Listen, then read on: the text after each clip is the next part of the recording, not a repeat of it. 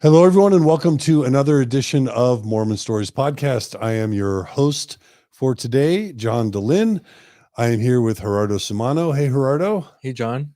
We are right in the smack dab in the middle of a series on how the Mormon Church historically and even today handles abuse and specifically sexual abuse claims. We have done a couple episodes now already dealing with that topic. We featured an interview between Dr. Gina Colvin and Tim Kosnoff that aired a few years ago to provide just a little bit of background and context. And then yesterday, Gerardo and I, along with a really awesome guest, kind of did a deep dive on a recent Associated Press article that talked about a recent case in Arizona and a less recent but still timely case in West Virginia that talked about the Mormon Church's history with a abuse helpline or hotline that was put in place a few decades ago by the church and its law firm Curtin and McConkie and others to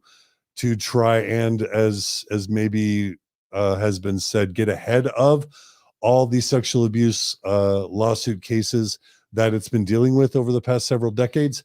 As promised, today we are so super excited to have Tim Kosnoff here in studio from Seattle. Hey, Tim. Hey, good morning. Thanks so much for making the trip. Thank you for the invitation. As far as I'm concerned, and I think Gerardo would agree, you're kind of a legend in the fact that I doubt there's anyone in the world that's spent more hours, more time, and been involved in as many cases litigating against the Mormon Church and maybe the Boy Scouts or other churches as it relates to abuse or sexual abuse. Now, that's just kind of my quick impression or reaction. If you don't mind, why don't you just give us a quick overview of introduction to who you are and what your history has been in these matters? Well, I may be a legend elsewhere, but I'm not in my own home, and I'm not even sure I can fully embrace that. But it's true, and there may be another word for it. I've been at this a long time, and I'm 68. I took on my first LDS sex abuse case when I was 40. So I guess that qualifies me to be something. Maybe the most stubborn, persistent lawyer. And it's been both a blessing and a burden. I've represented hundreds of survivors of sexual abuse in the LDS Church, as well as in other denominations. And it's hard to listen to these stories. After all these years, I probably need therapy myself, because you absorb the pain of your clients. And many of the people that I've spoken to, I couldn't represent because their cases were not legally viable because of the statute of limitations in the state where they were abused or some other legal obstacle. Plus, I'm just one person. And although I have had partners in the past, I've mostly just been a solo when it comes to handling these cases. So it's exacted a toll emotionally and psychologically on me to the point where about 8 years ago, I needed to break from it, and I did for a period of time. I'm now back into it somewhat. But it all began for me in 1995 when I was a sole practitioner in Seattle handling sort of routine criminal defense cases, when a young man named Jeremiah Scott came into my office, and he was 17 years old, and he told me the story of how he had been abused by an elder in the Mormon Church named Frank Curtis, and how when he eventually disclosed to his mother confronted the bishop in Portland, Oregon, where this happened, And he acknowledged that he had known about Frank Curtis.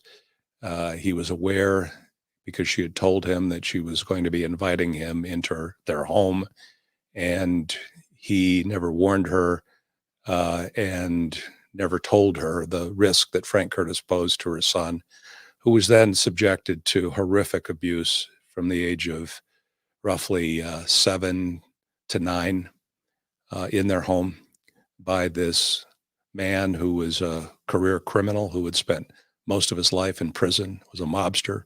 The story was documented in a book called The Sins of Brother Curtis.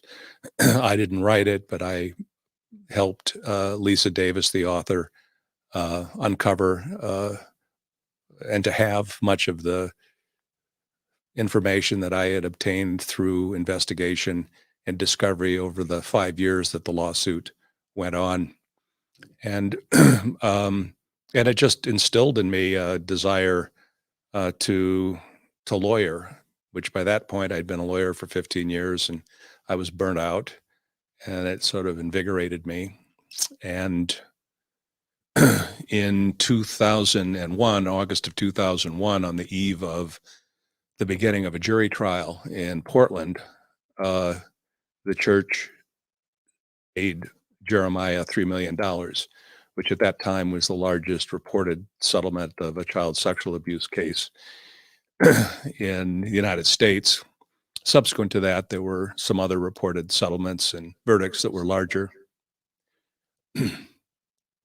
But through the course of that journey, that 5 years, which the church, through its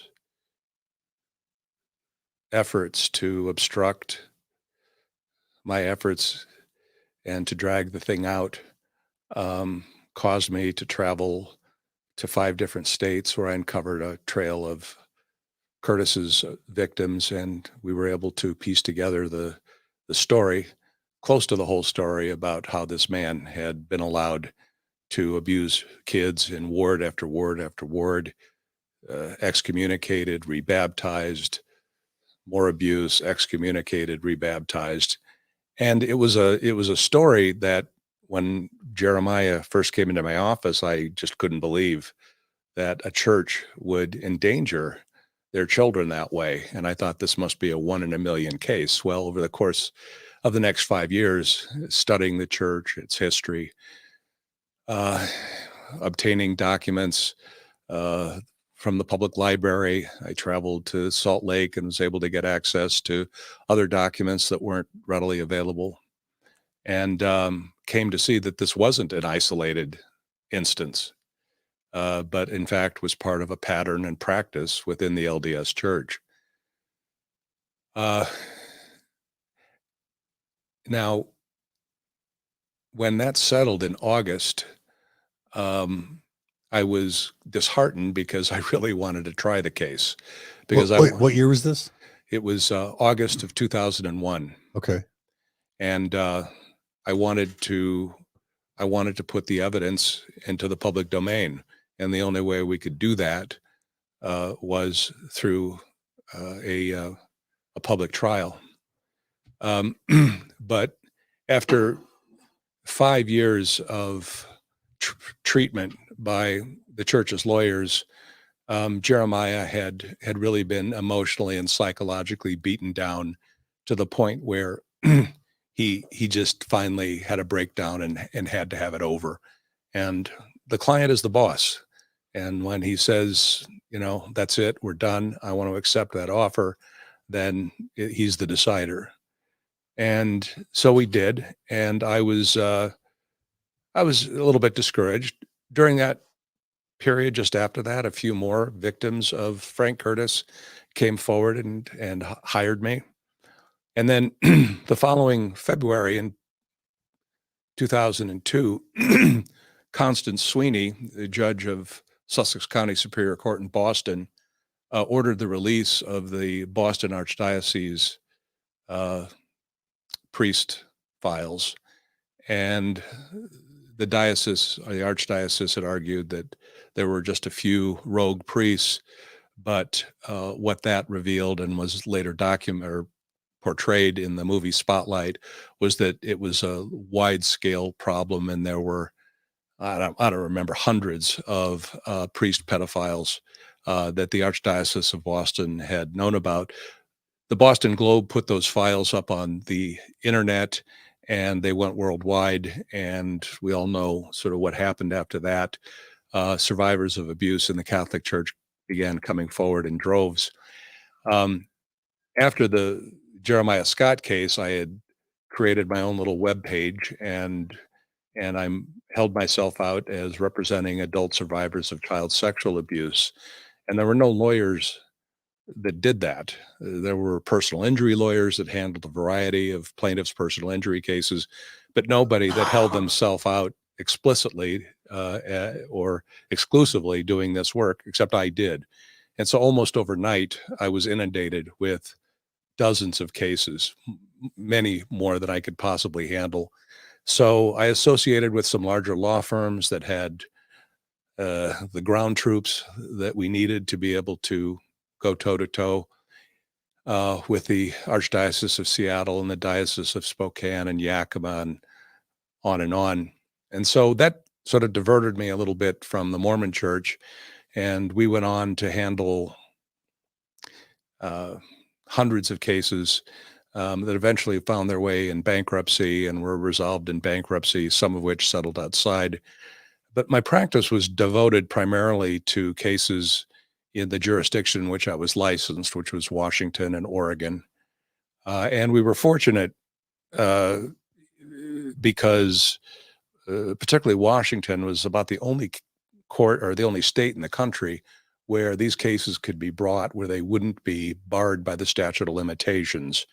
Because a decade before, the legislature had passed what's called a discovery statute that tied the statute of limitations not to a fixed period of time from when the abuse occurred, but rather when tied to when the individual remembered the abuse or learned of the emotional and psychological injuries related to the abuse, which usually requires an expert opinion by a psychologist or psychiatrist.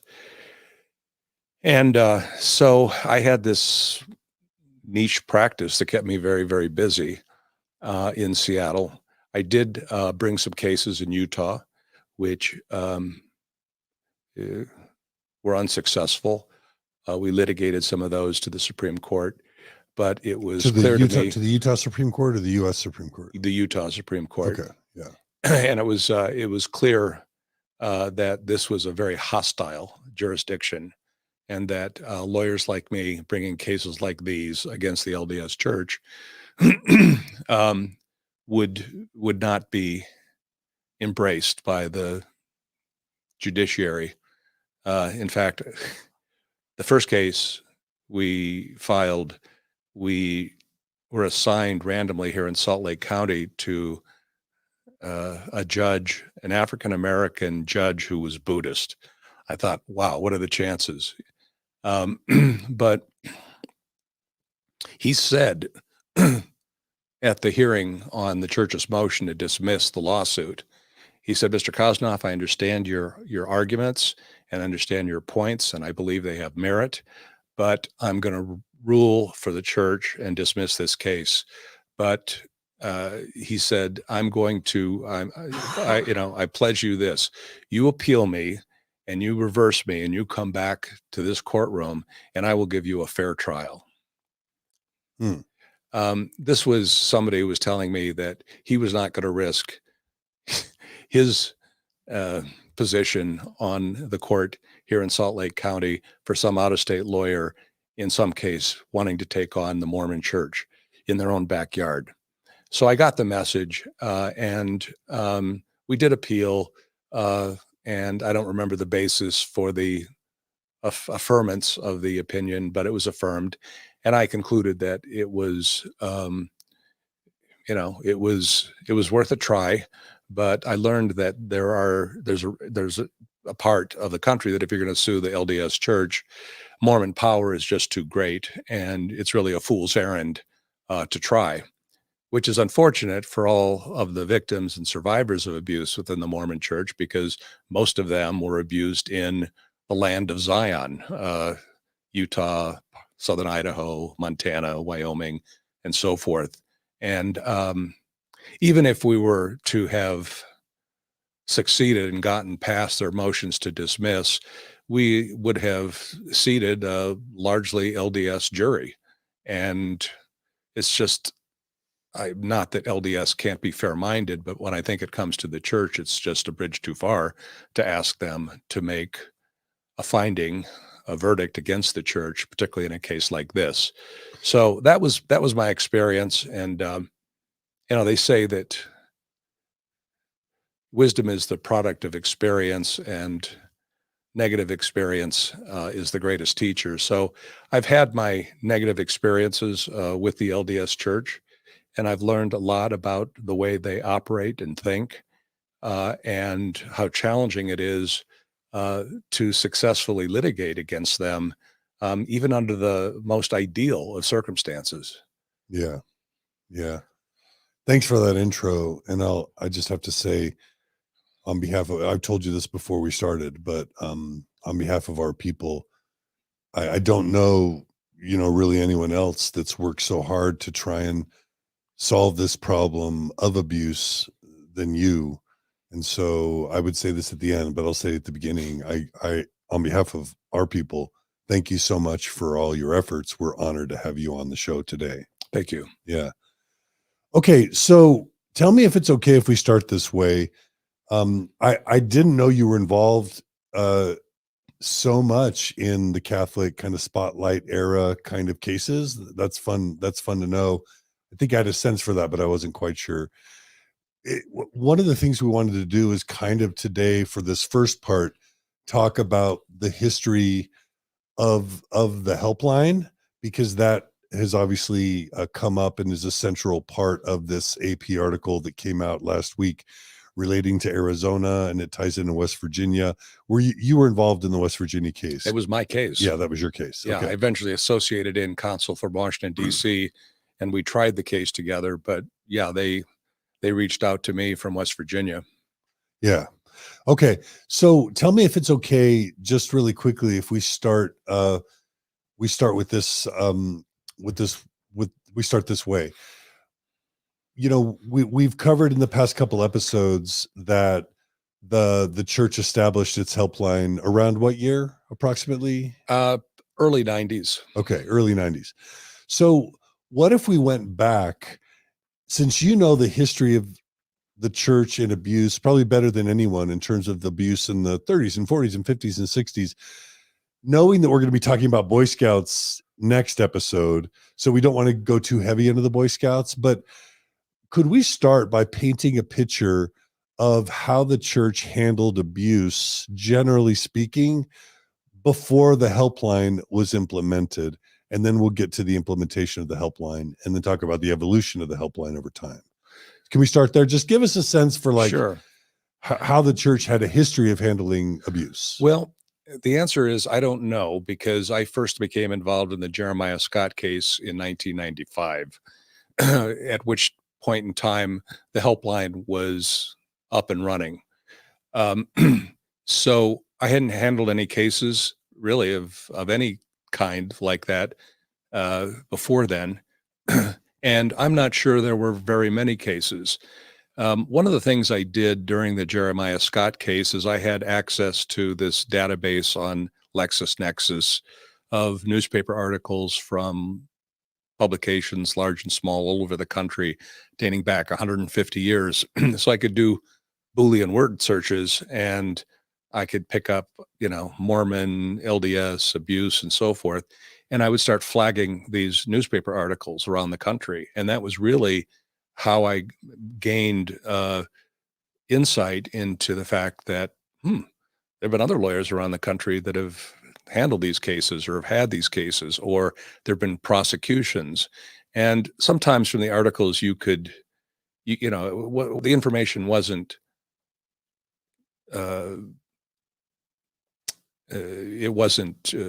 substantial, but you could tell that there was something there in which the LDS Church either knew or should have known and failed to act. There's some sort of indication. So I would flag those.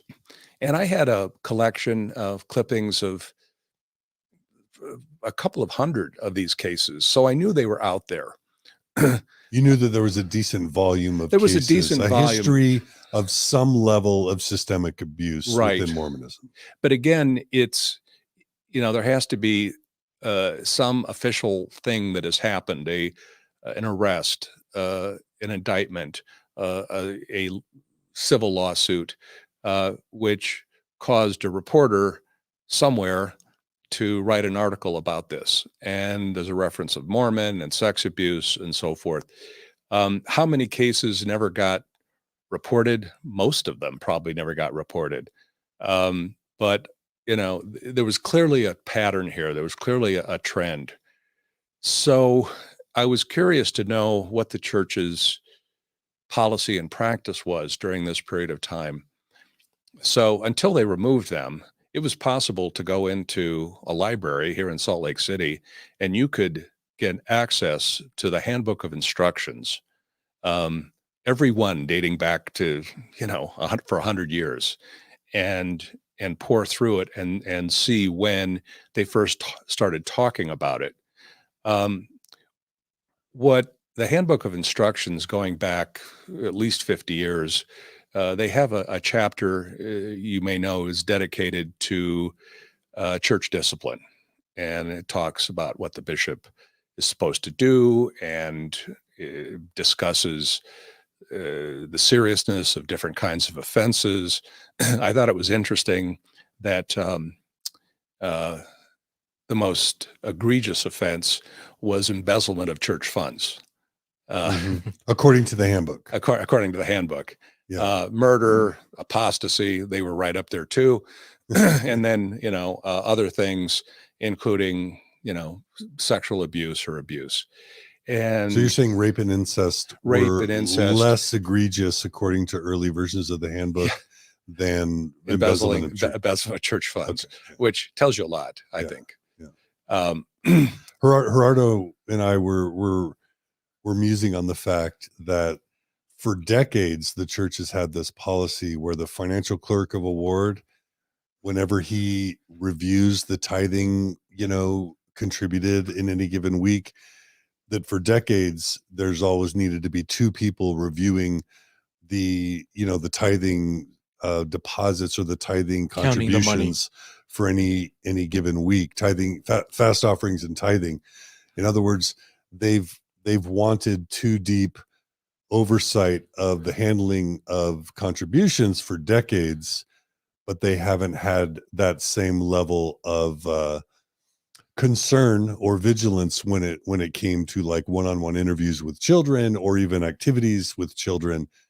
That would be more of a more modern implementation, probably based on Sam Young and some of his efforts. But the church's day-to-day practices of handling money also reflects that same. Well, it's a very good point, and it's true. And as an aside, I also recall in there very strict instructions on, the tithing and fast offerings, the money that comes in on a Sunday, that better be on a wire transfer to the Zion Bank in Salt Lake City by 9:00 the next morning. Yeah. I mean, it's just crystal clear how it's to be handled. And all those funds come in, they collected on Sunday, and they are wired to the church's bank the very next day. So the money is something that has always been watched very closely.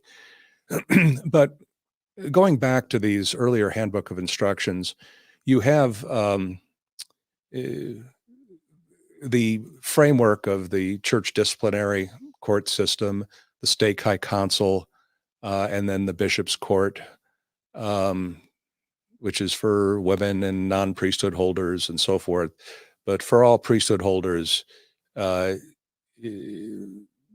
it's discretionary with the bishop or the stake president whether to bring formal discipline or not. It's up to the bishop or the stake president to do informal, which is nobody knows anything, and it's all handled in the bishop's office or the stake's president's office. And in my experience, in these cases, that's where a lot of these sexual abusers were able to just get passed through without any consequences. And if there was a stake high council, it was likely because this was a repetitive problem, and they were looking for a more severe sanction. I did have access in the Scott case to approximately 70 documents, which are called reports of church court action involving child sexual abuse. And this was just during a 20-year slice, which was between 1975 and 1995 in the Portland and East Portland stake. And I don't know if you've ever seen one of these. They were produced under seal, and I was required to return them at the conclusion of the case. They're kept, I'm told, in a vault in a mountain somewhere out here in Utah, super secret. Reports of church court action and other sort of highly sensitive disciplinary matters. And these documents all involved the sexual abuse of children. And this is just in 2 stakes over a 20-year period of time. That was another suggestion that this problem was much more serious. I mean, we had requested reports of church court action for every ward in the United States, but the judge wouldn't go that far. So we got him just for the Portland and East Portland stake. Anyways, back to the Handbook of Instructions. There's no mention in there of a helpline or anything of that sort back in the 80s, 70s, and 60s, just internal church court discipline. Now, there are paragraphs in there that basically say, we obey the secular laws and we encourage our members to follow the law and so on and so forth. That's what they say. And for the most part, the church, wants it that way. They want their members to be law-abiding citizens. And for the most part, these laws, all the laws, produce very little friction for the church. They're tax exempt, so they're not dealing with the federal or state or local taxing authorities. About the only time you get any friction between the secular legal system and the Mormon church is number one, land use, where they've been involved in litigation where they want to build a temple in an area where that type of structure is deemed not appropriate by the residents in that neighborhood, and there'll be resistance by cities and counties, and the church will, mount a very aggressive legal campaign, and they have the resources to do it. They have the resources to defeat just about anybody. Now, imagine you're an administrator or a mayor of a town of 25,000. You don't have a line item in your budget for, $15 million to litigate a land use issue with the Mormon church. So you tend to cave. So the church generally gets its way on those things just because of how powerful it is. And then the second one, and maybe the only one, is child sexual abuse and mandatory reporting laws. And that's the friction we're talking about here today. Other than that, the church is just fine with having its members follow the law, except when it comes to child sexual abuse reporting. Then it's a different story. So in the early 90s, and I think I sent you a document called Helps for Ecclesiastical Leaders. And this was a document, I think the first one was produced around 1989 or maybe 1993. I think I saw 89. 89 yeah. Was the first one. And that is the first one. And we got this in discovery in the Scott case, as I recall. And we received some other documents regarding the church's policy and practice regarding sexual abuse. And as that document, makes clear, the church understood completely how damaging sexual abuse is to children. It obviously had received expert advice. It talked about the telltale signs of childhood sexual abuse and, all the appropriate ways to respond to a victim. And this was their paper. This is what they were supposed to do. But around this time, they began to change. And I believe in the next edition of the Handbook of Instructions, which I also sent, I believe it was 96. I can't recall. There's still the same chapter on church discipline and the need to deal with abusers and so forth. But then there's a new section at the back, which is referenced in the disciplinary section. Go to page 173 or whatever it is, and you go to 173, and it says, we've instituted a helpline for victims. And if you become aware of an abuse situation, do not contact the police, call this helpline. Now that was different. That was a huge change. And if I may, really quickly, this is great because we're setting up the discussion of the helpline in the introduction. There's one clarification or explanation I'd love to try and tease out if we can. I can give my sense if you don't have a sense, but like if I were to ask you, let's just say it's the 40s, 50s, 60s, 70s, or 80s, right? If we were to try and characterize the average experience, the average abuse experience in the Mormon church for a victim, let's just say, the average bishop finds out somehow that a child in the ward, in a ward, is being abused by their dad or by the elders quorum president or someone in the ward. Is there a way for you to characterize kind of what the average experience would be and how the average ward or stake might handle that on a local level prior to the helpline? I know that's a hard thing to do, but do you have a sense for that? Well, I do, and I don't think it's really changed from before the helpline or after the helpline.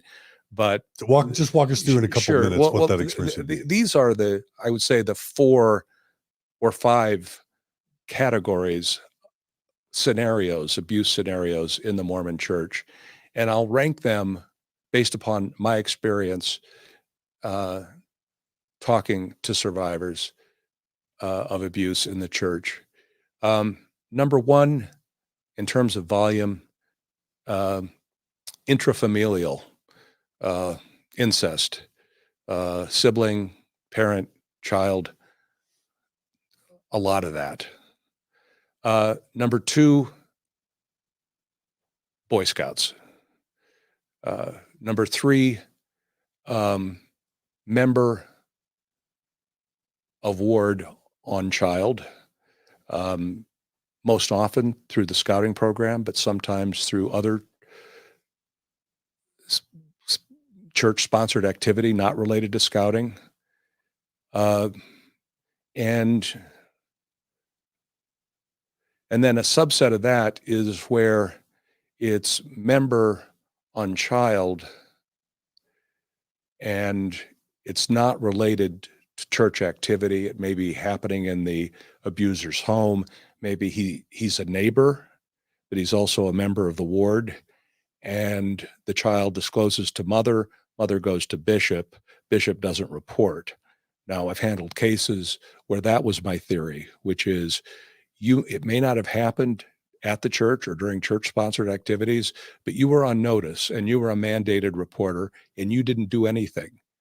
You had a duty to warn or protect because of your special relationship with this person who was a child in your ward.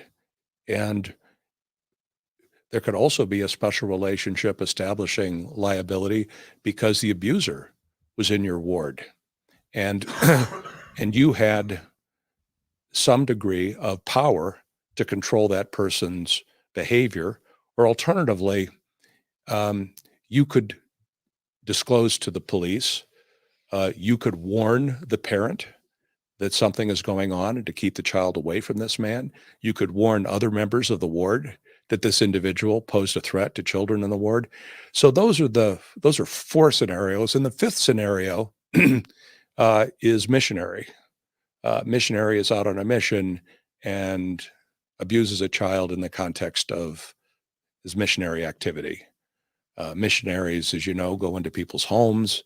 They have access to children and access to people who have no reason to be concerned or suspect that these clean, fresh young men would pose a threat to their child. And so we see cases like that.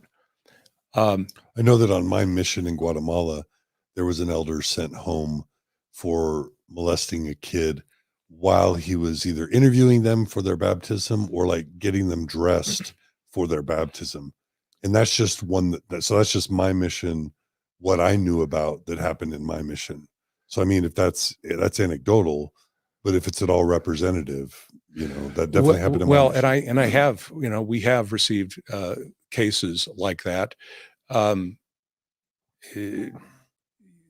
My understanding is that the missionary system is almost a sort of parallel system within the church. It has a leadership that's responsible for handling these kinds of matters that happen within the mission. And so I can't say to what degree it's a problem, but I know it exists. And even that one anecdote tells you that, just obviously, I mean, people who work with sex offenders will tell you that a sex offender can molest a child in under a minute.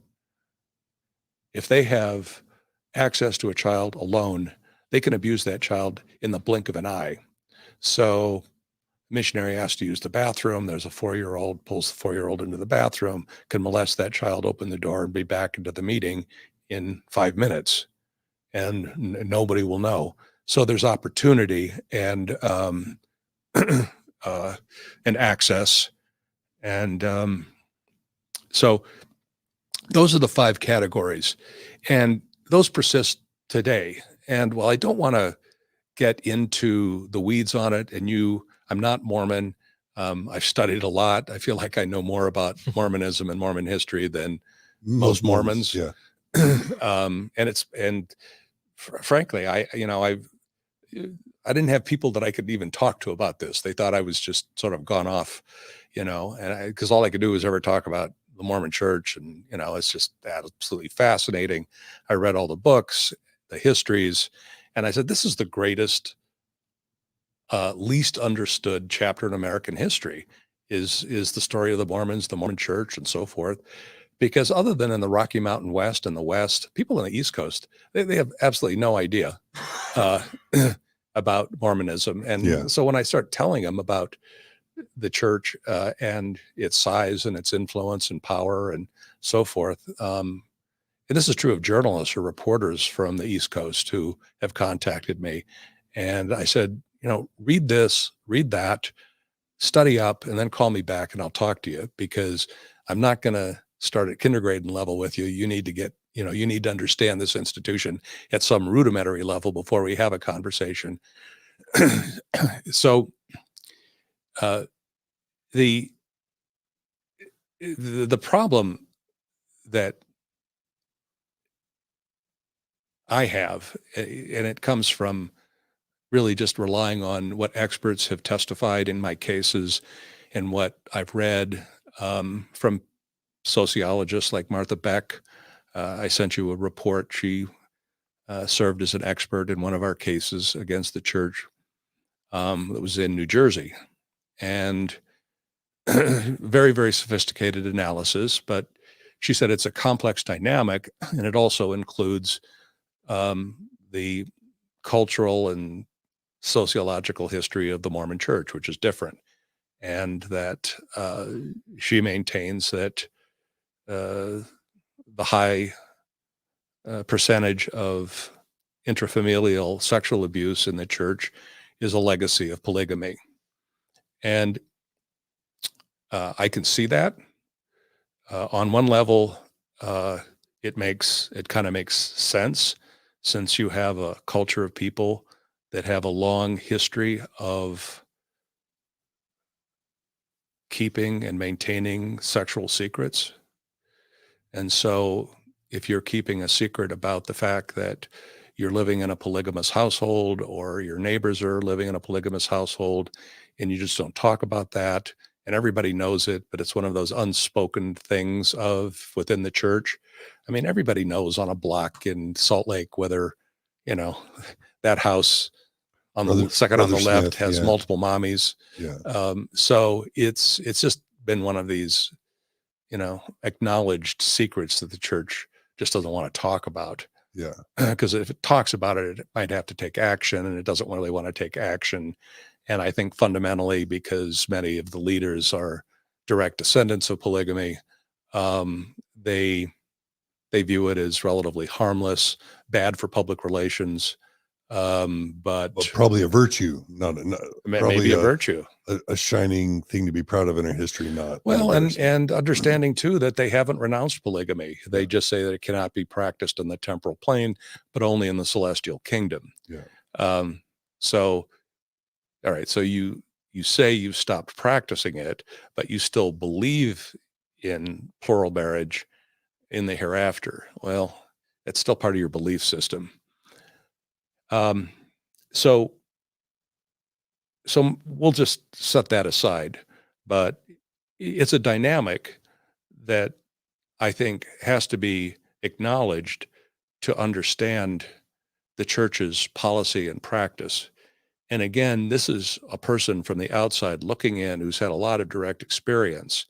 And while my remarks have been harsh and have presented the problem as a problem that's coming from these evil men at the top of the pyramid in the church that, you know, like child sexual abuse. You know, I don't believe they do. I think they're probably horrified by it. But at the same time, they are conflicted because this church is about saving souls, and that's its primary purpose. And it has taken the Christian doctrine of repentance of sin and forgiveness and mutated it to the point where their lawyers will stand up in court and say that the church has a belief. They call it the clean slate doctrine.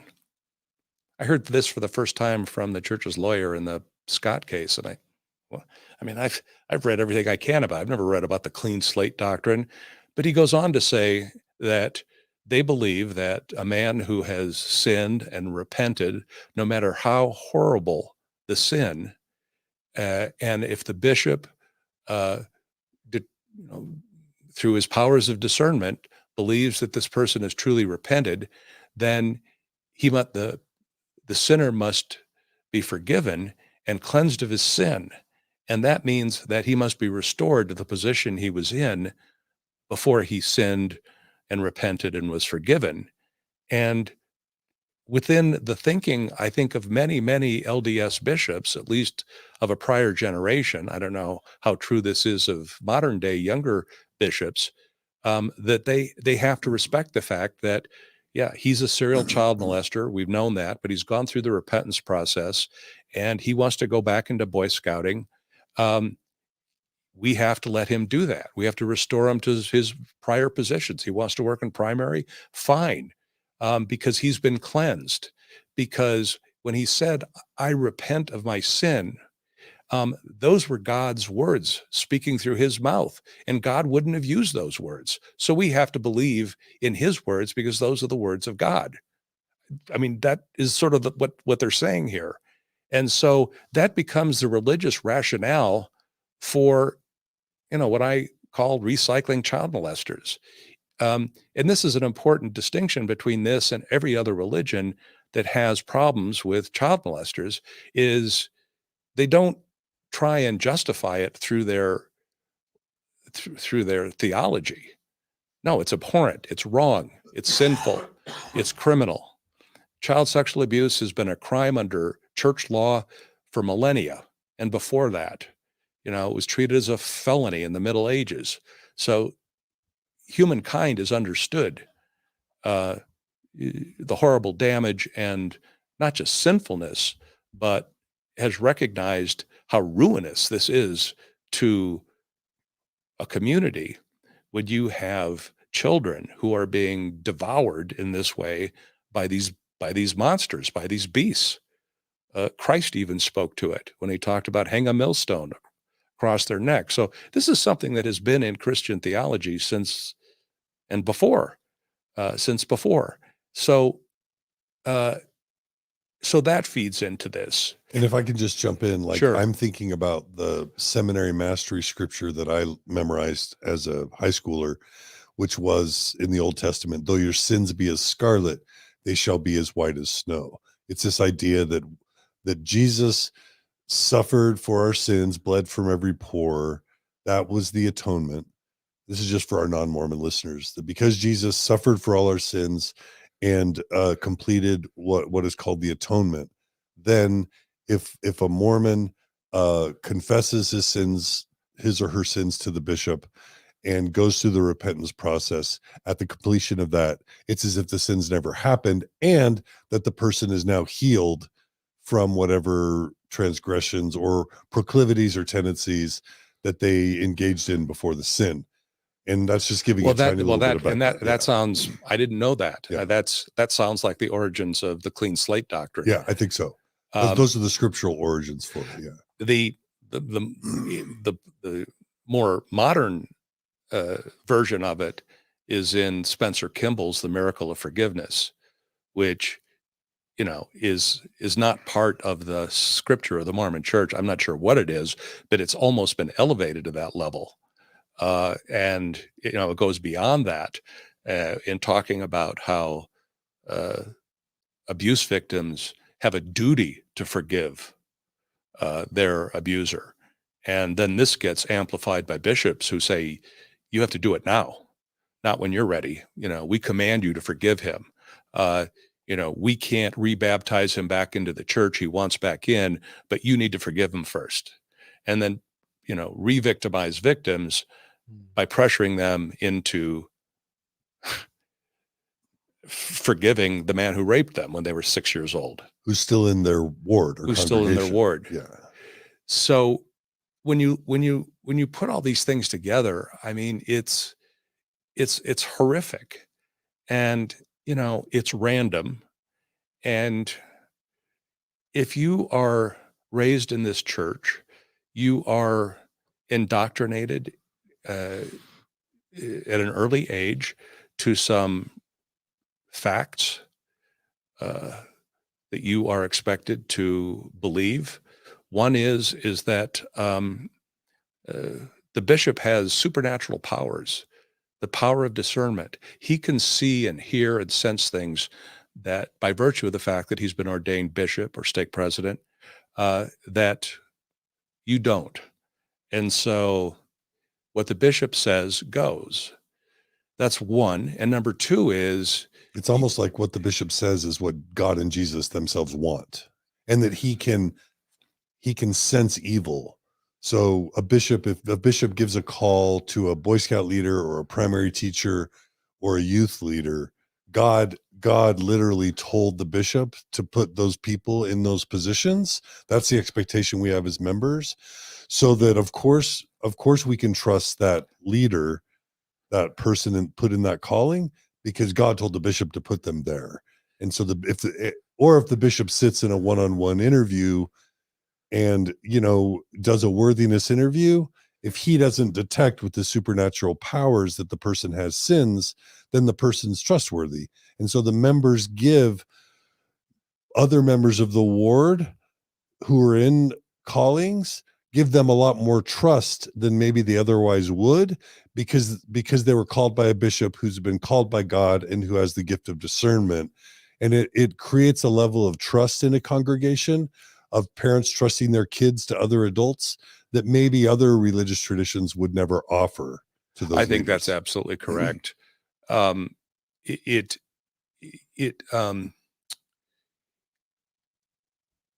it makes them so vulnerable because of the power of this belief system and the trust that they are expected to place in the bishop. And it's more than just trust.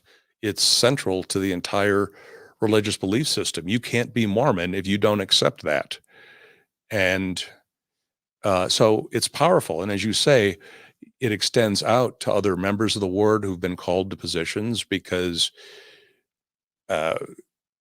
he's that person has the imprimatur of the legitimacy and authority and the discernment that comes down from God through the bishop.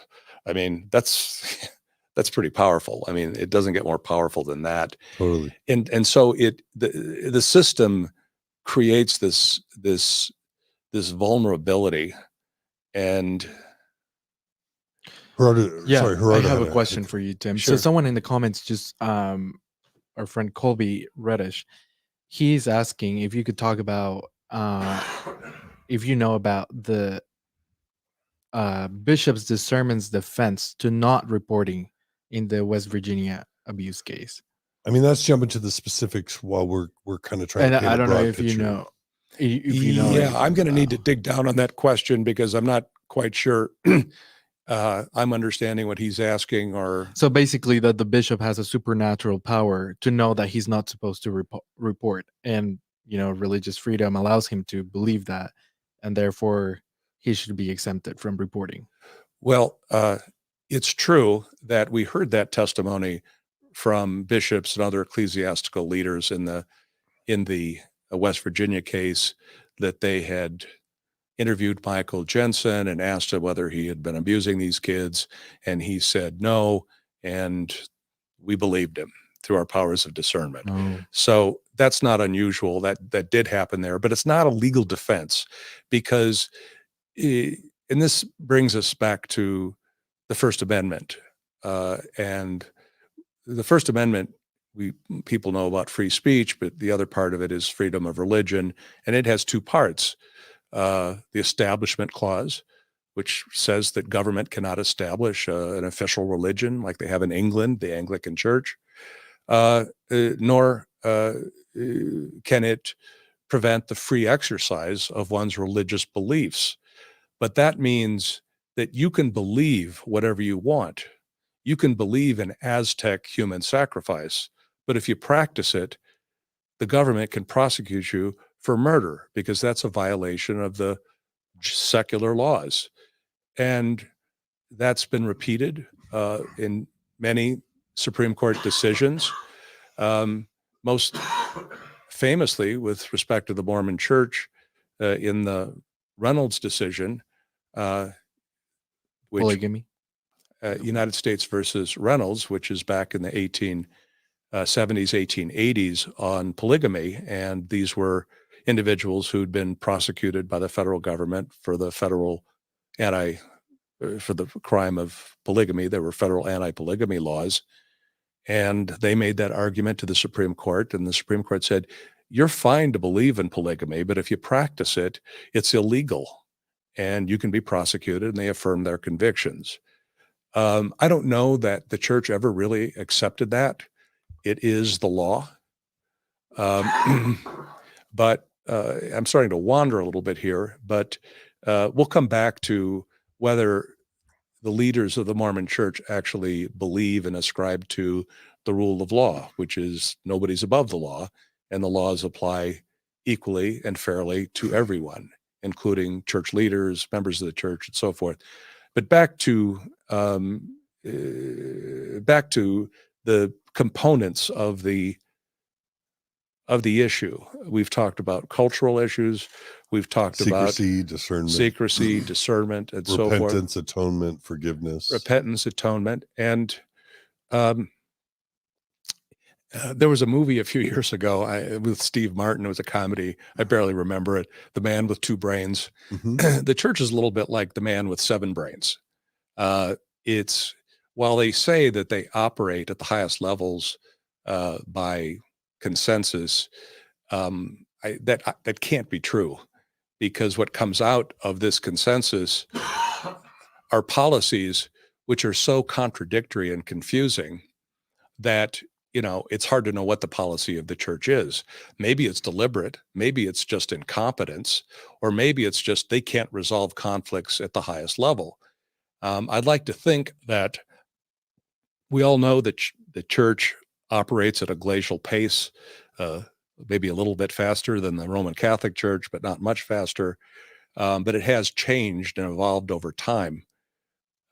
But they can't ignore the fact that when cases that I brought and other cases, and like this article that appeared, which isn't really news, except it's now people are interested in reading about it, but it's really old news, what happened in Arizona in the AP article. It causes terrible reputational damage to the church. And the church has been trying for a long time to recast itself as a mainstream church, a mainstream religion. They've been labeled a cult, and they resist that label.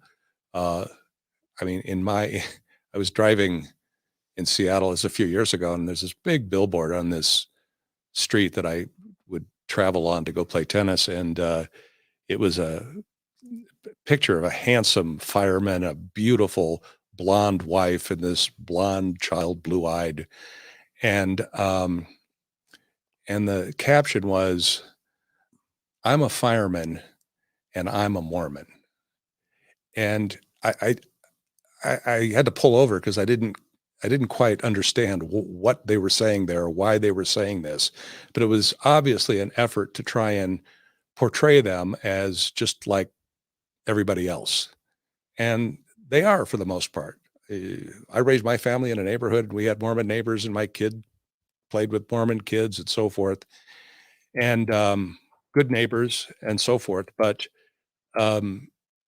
they've got this problem, and it's that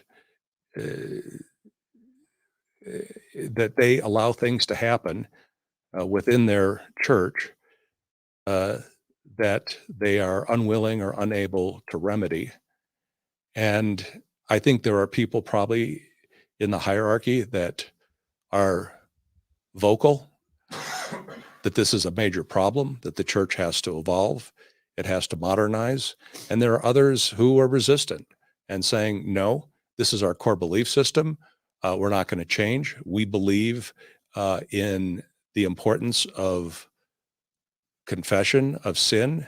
And if people believe that they can be reported to the authorities for what they disclose, then it will cut out a central tenet of our belief system. And that's, I think, an overstatement. I think that's an exaggeration. We're not talking about your entire belief system. And I think it's important to note that the case in Arizona where the perpetrator confessed to the bishop, that is fairly unusual. Most of the time, the bishop becomes aware of the abuse situation, not in the confessional context, but through a report from a parent, or maybe during a worthiness interview with a child, or it comes out, some other way. So it can't be maintained by the church, at least with a straight face, that this took place in a priest penitent context. Yet the church will argue that every communication, no matter how innocuous, between a member and a bishop is confidential. But the way the church uses confidential is they equate it with privileged, and there's a difference. I may say something to you, John, please keep this confidential. But hey, if you get called before a grand jury and what did Tim tell you? Absent some privilege, you've got to testify. You've got to say what happened. But I mean, I had a bishop in a deposition, and it just got so absurd. I said, so Bishop, so what you're saying is, if I'm a member and I see you in the parking lot and I say, hey, Bishop, that's a beautiful new car you've got. You regard that as privileged, and you couldn't be called to testify about what I said. to you. And he said, that's right. So anything a member says, no matter how innocuous, is confidential and therefore privileged under the doctrine of the church. And that's basically what the church says. Now, coming back to the helpline. Oh, really quickly. One thing I'd like to do just to kind of Sure. summarize before we get to the helpline, talking about, and this is going to kind of attempt to bring everything you just shared, which was brilliant, together. Let me characterize to you how I understand how the churches kind of handled abuse with victims on average, maybe over the entire history, but definitely prior to the helpline. Is that okay? And then you can tell me, you can fill in the holes or correct me. Yeah. So it's kind of like somehow a bishop finds out there's abuse. Maybe it's a child, maybe it's a teenager, maybe it's an adult. Maybe the bishop would tend to not believe. He would just tend to say, yeah, that didn't happen. That might be the first line of defense, is just non-belief.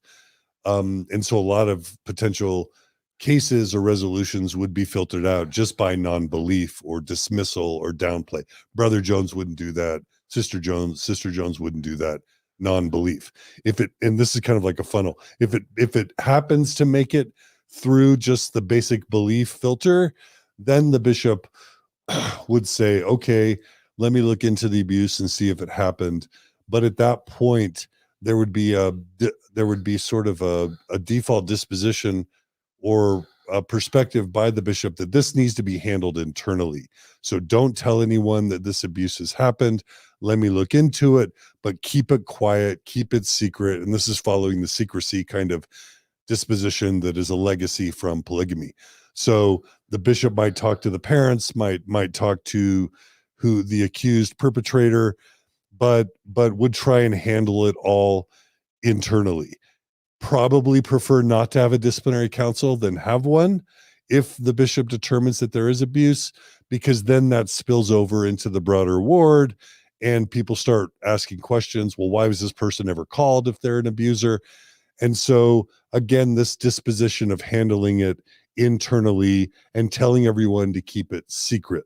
And so not a disciplinary council, and definitely let's not involve social workers or police officers, because involving the law makes it spill over into something that could potentially embarrass the church or even open the church up to litigation.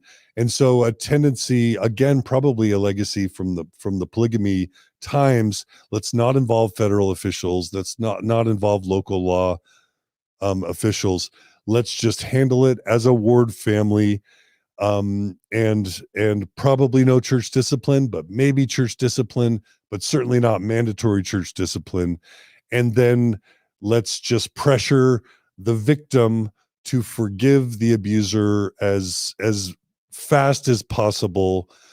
And let's handle it with the perpetrator such that within a very short amount of time, they get forgiven, they feel forgiven, and they can be reinstated as a regular ward member with callings. And if it happens to be really egregious and the abuser ends up going to different wards or traveling to another state, in theory, the church is supposed to annotate their records and this history of abuse follows them. But in reality, there may have not even been a disciplinary council, let alone an annotation. And so like with the repetitive Catholic priest pedophilia kind of scandals, oftentimes these perpetrators got forgiven quickly or moved on to other areas without a disciplinary council or without annotation. And so then they're allowed to repeat their offenses. And in all of this time, local, law enforcement officials or social workers kind of never got involved.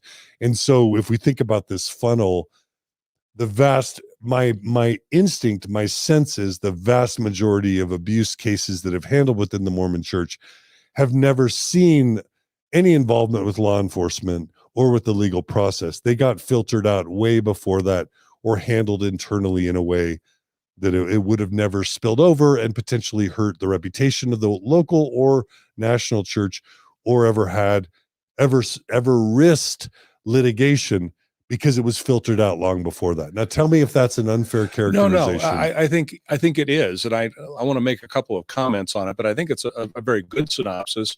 But I would suggest to you that it's a pre-helpline scenario. Right. And I'll explain why what you just described was problematic for the church. But I agree that by and large, what you've described is how it happens and how it's mishandled. Number one, it points up the essential aspect of the mandatory reporting law, which in almost all states applies to clergy. He shouldn't be investigating. He shouldn't be doing anything except calling 911. He doesn't have the experience. The bishop, you're saying, The bishop. or the stake president. Okay. The bishop or stake president. He doesn't have the authority. He doesn't have the experience, the judgment, the sensitivity to deal with a very serious felony, the sexual abuse of a child. And yet, I guess you would call the power of discernment. And if you get to be a bishop, maybe you're so conceited that you actually believe that you have this power of discernment and that you know better than the civil authorities about how to deal with an incest situation or a sexual abuse investigation, which you don't. Yeah, because you don't have training. But the church has reinforced that. You do. You're endowed with these supernatural powers. Yeah. And I don't know about modern day bishops, but my experience has been they're probably still out there who still believe it. And it's an enormous amount of power that these ecclesiastical leaders have. So the first fail-safe is the mandatory report. You don't have to think, you don't have to judge, you don't have to evaluate. All you have to do is call 911. How hard is that? Yeah. They come in and they take over. No, not so fast. Why not so fast? What is the number one reason to exercise church discipline? There's 3 reasons. You know what the number one reason is? Tell us. Protection of the good name of the church. Right. Is the first and foremost important thing. So it's part of the Handbook of Instructions. If you haven't read it, you just know it intuitively. You don't say or do anything that could bring embarrassment or scandal to the church. Now, this kind of reaction is not unique to the Mormon Church. It's the same kind of reaction I see in the Catholic Church, the Jehovah's Witnesses, Salvation Army, school districts, yada, yada, yada. Probably the business world and, just any organization wants to protect its reputation. Cover up. Yeah. Cover up. Yeah. Not appreciating until it's too late that it's not the failure, it's the cover up that gets you in the end. Yeah. And that Like seems Watergate. seems to be a lesson that nobody seems to understand. Yeah. Come in, this happened, we feel terrible about it. We're supporting the family, the child, it's been turned over to the authorities. Nobody's going to fault the church for that. That's the way you're supposed to do it. This happens. We know it happens, but we're going to handle it internally. And we're going to pray with the abuser, and the abuser is going to continue to live in the home with the child or whatever. This is, bishops come from all walks of life, and you don't have to had a college degree or training in any of the sciences related to abuse or pedophilia. But this is a complex, sophisticated area that nobody in the church is qualified to deal with. And that is the reason, that's the genesis of mandatory reporting. But the church resists it, and they will argue that when they can, that even though they learned about it not through the confession of the abuser, but through some other authority, that it was still a confidential communication, and therefore they didn't have to report it. Or they'll come up with any number of reasons why they shouldn't report so their default is don't report. But the scenario that you described was problematic for the church in some important ways, and I'm going to try and lay this out for your listeners, most of whom are probably not attorneys. So in that scenario where the bishop takes it upon himself, investigates, talks to people, doesn't talk to people, and then somebody goes to the cops. Now the police are involved. The bishop is called in for questioning. He gives a statement to the police. The church lawyers have now lost complete control over this case. They've failed to control information. So the helpline and that document pretends, and in the beginning, it did go through a social worker at LDS Social Services, now known as LDS Family Services. And sorry, just to jump in, prior to the implementation of the hotline, even though most cases never reached civil authorities or law enforcement, because again, the bishop handled it, kept it secret. What I understand from your conversation with Gina is that at some point in the early 90s, the church realized, oh my gosh, even though we've been successful at making most of these cases disappear, there are still enough getting through to law enforcement where a random bishop or a random ward member will report that. And by the way, before, this is a really important point I want to ask you about, before the helpline was implemented, is I think I heard you say the church did default to mandatory reporting. The law. Right? Follow the law in your jurisdiction. That's something that we talked about yesterday that's kind of mind-boggling. Is it's almost an instance where the church, even though it was hiding and covering up a lot, it had some sort of a default policy to follow the mandatory reporting laws by default before the helpline. Can you tell us about that? Sure. So that's right. So that was the policy. So if what was the policy? So if to report, you know, it just says there, you know, follow the law. But so some bishop tries to deal with it internally because he thinks, based upon his training and other parts of the Handbook of Instructions, that that's what he's supposed to do, is to protect the good name of the church. So when it blows up, they point the finger at the stupid bishop, right, who mishandled this. And then they come in and deal with it the best they can. But these get expensive, these lawsuits. These are catastrophic injury cases, multi-million-dollar cases. And if they get tagged in a jurisdiction with punitive damages, the sky's the limit. I mean, a few states like California, they don't have a cap on punitive damages. And one of the factors that a jury can consider is the net worth of the defendant. Well, the president of the church doesn't even know how rich the church is. It's so massive. But we're talking probably $1 trillion at this point. At least. You would say that the current worth of the Church of Jesus Christ of Latter-day Saints is at least $1 trillion. Yes. Yeah. Conservatively. Yeah. And we can talk about that later. But in any event, so they have tremendous exposure. Unlike in the Catholic Church, which in this country is 202 separate diocesan corporations. So the Catholic Church in Rome is not liable for abuse that happens in Wichita, Kansas. That's the Diocese of Wichita, Kansas. So you sue that diocese, and maybe they have insurance, and maybe they have assets, or maybe they don't, but you don't get to take down the whole structure. But the Mormon Church is a single, unified corporate entity called a corporate soul, headquartered in Salt Lake City, and it, together with the presiding bishop, own title to all of the assets of the LDS Church, which is vast. It's historically been called the Corporation of the President of the Church of Jesus Christ of Latter-day Saints.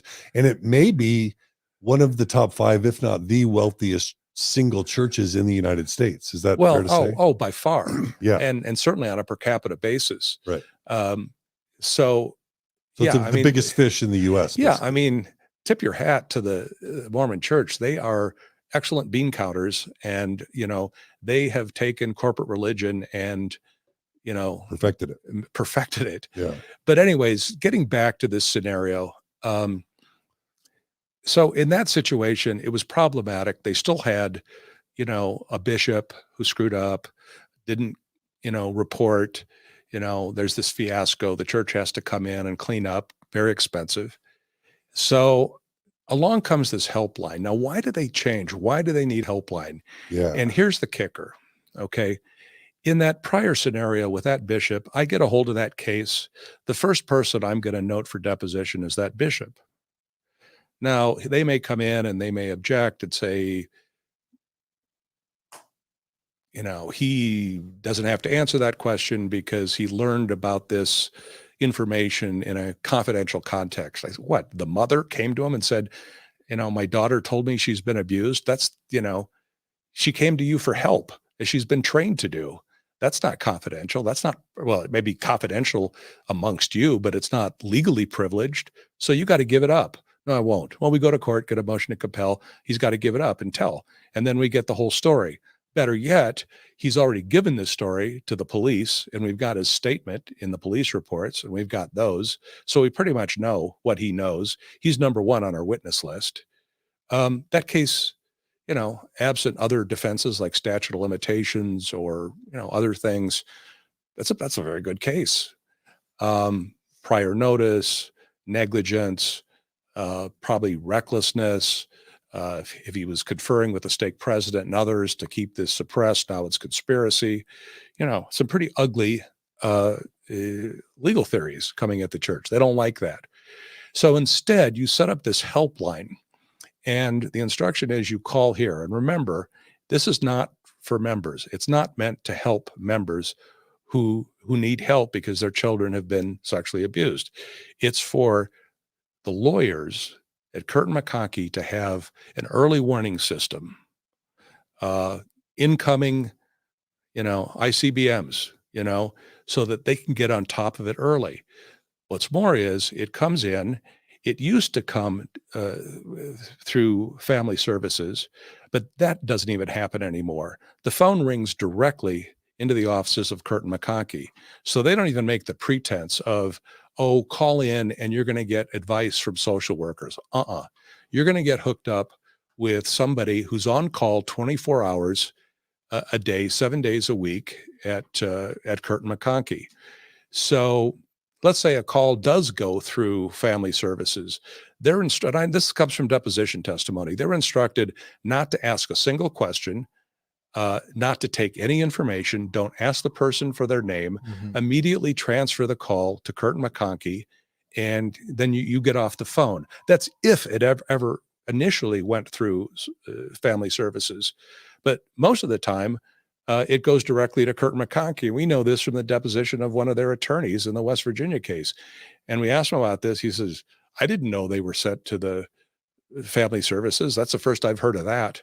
Here's a lawyer who didn't even know that the program was supposed to at least, go through, but they didn't even want that.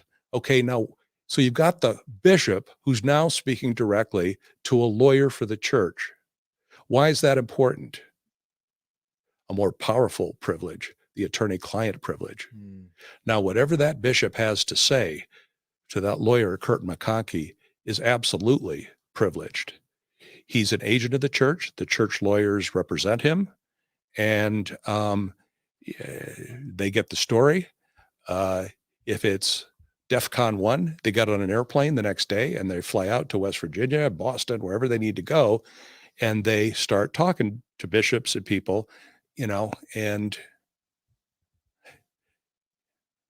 you get a version of what happened, and it's not the version that you hear from your client and your client's family.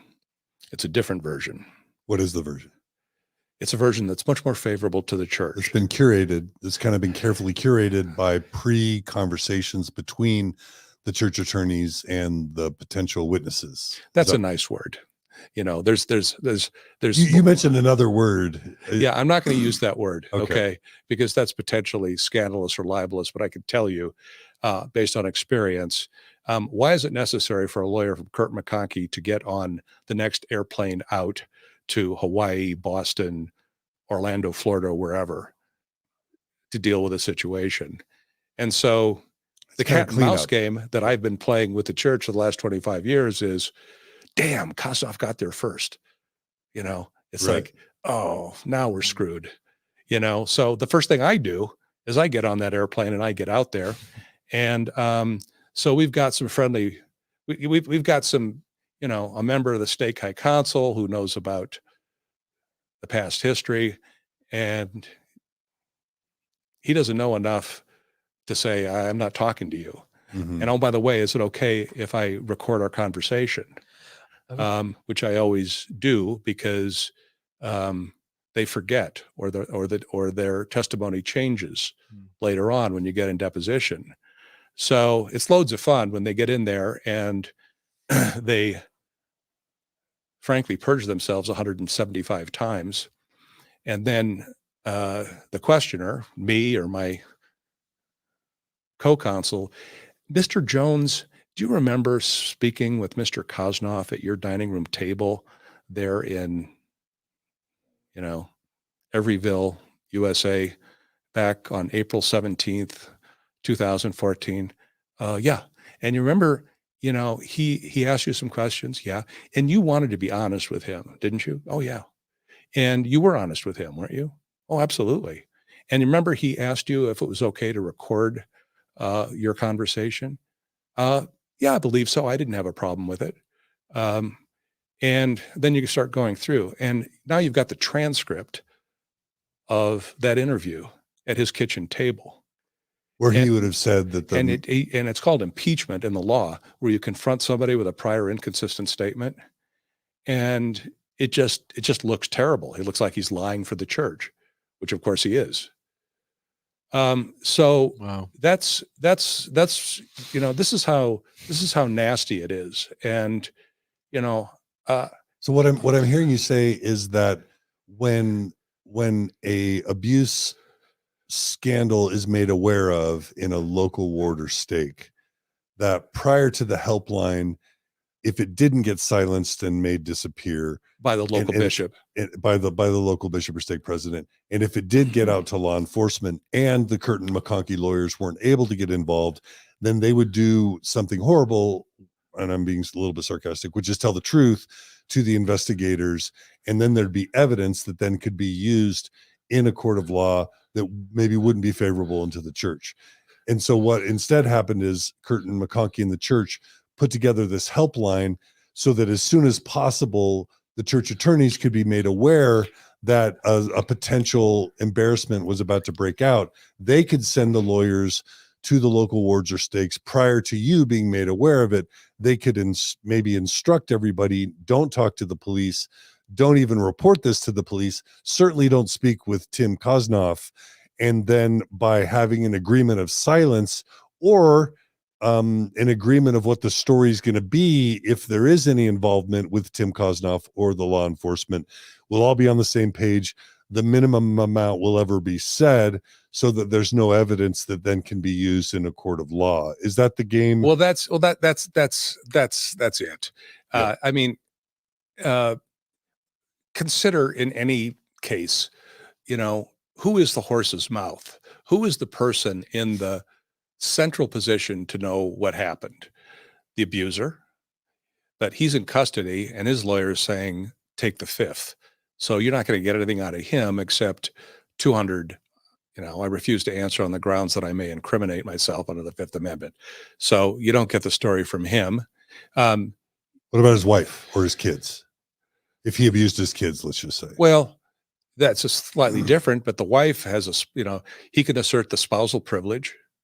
So, and also the wife she may love the guy, so she doesn't want to see him go, and she probably depends on his income. Absolutely. So she doesn't want to see the family embarrassed, the family blown up, their income taken away. Which brings us back to the reason for the mandated reporting, and the reason why this encouraged somebody else to report is so disingenuous and absurd. We'll talk about that. Yeah, we can talk about that later, but that's the same idea, is that you've got people who are compromised because they have relationship with the abuser, that you can't rely on them to protect their child and do the right thing, because they could end up bankrupt, homeless, out on the street, without the breadwinner because he's in prison, because you helped the investigation put him in prison. And that's the problem with the with the spouse, oftentimes, and a lot of times they're complicit. They know what's going on, but they're either afraid to, or they have somehow normalized in their brain that what's happening to their child by their husband or by her husband or by the child's stepfather is not so bad. again, coming back to the cultural or has been conditioning, handled by the Atonement, and been or handled by church the discipline, Atonement, and so it doesn't need to get out to the law enforcement. exactly.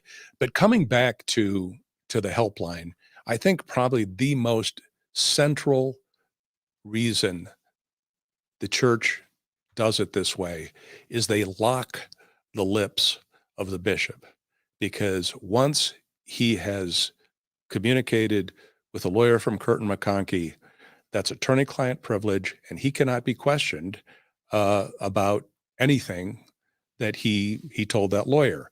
Well, I want to see the lawyer's notes of that interview. Nope, that's protected. That's attorney-client. That's work product privilege. You don't get that. And so it's really a way of cutting off and sealing off,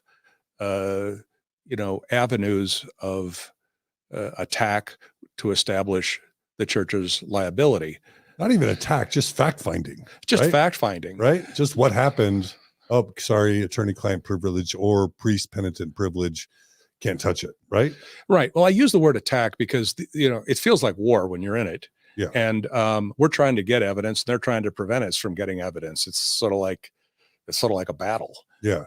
And so their ability to utilize the helpline to prevent lawyers from getting at the truth, or to find witnesses to corroborate what your client's mother, and so forth have to say. These are all things that, in the context of litigation, could make the difference in millions of dollars in a verdict or settlement down the road. Right. So these cases are made or not made within days of the first phone call. Right. Yeah, that's crucial. It's crucial. And if I'm in trial or I'm busy with something else, so but they've got a whole team of lawyers, and they're good. And so can I make one sort of summary point about the helpline? Because first of all, I think we could agree that the church hid the existence of this helpline for decades, that it wasn't known to the membership, let alone the general public, that this helpline probably even existed. And then I have a follow-up, but is that relatively fair, that the church wasn't advertising publicly the existence of this helpline? Well, that's correct. Let alone ever giving transparency into what this helpline was about, why it was implemented, and what the protocol was. The protocol itself, like literally yesterday was the first time I'd ever seen this document. Now that may be because I wasn't. Well, this is a fun story, and I'd love to tell you about that. But no, you're right. You're not going to see the helpline on the bulletin board, at the ward building. Yeah. It's never going to happen. But it's in Handbook Book 1, which is only distributed to bishops and stake presidents. And I think Book 2 goes to members of the bishopric. Not exactly sure about that. But prior to the internet, this all was top secret. It wasn't until, like you said, this was leaked on WikiLeaks or whatever, the handbooks were even sort of public material. Well, that's right. Even though, before they became evidence in these cases, the church wasn't concerned about it. And like I said, they were available. I found them in the public library here in Salt Lake. Right. They've since been removed. And, which is why I copied all of them way back when.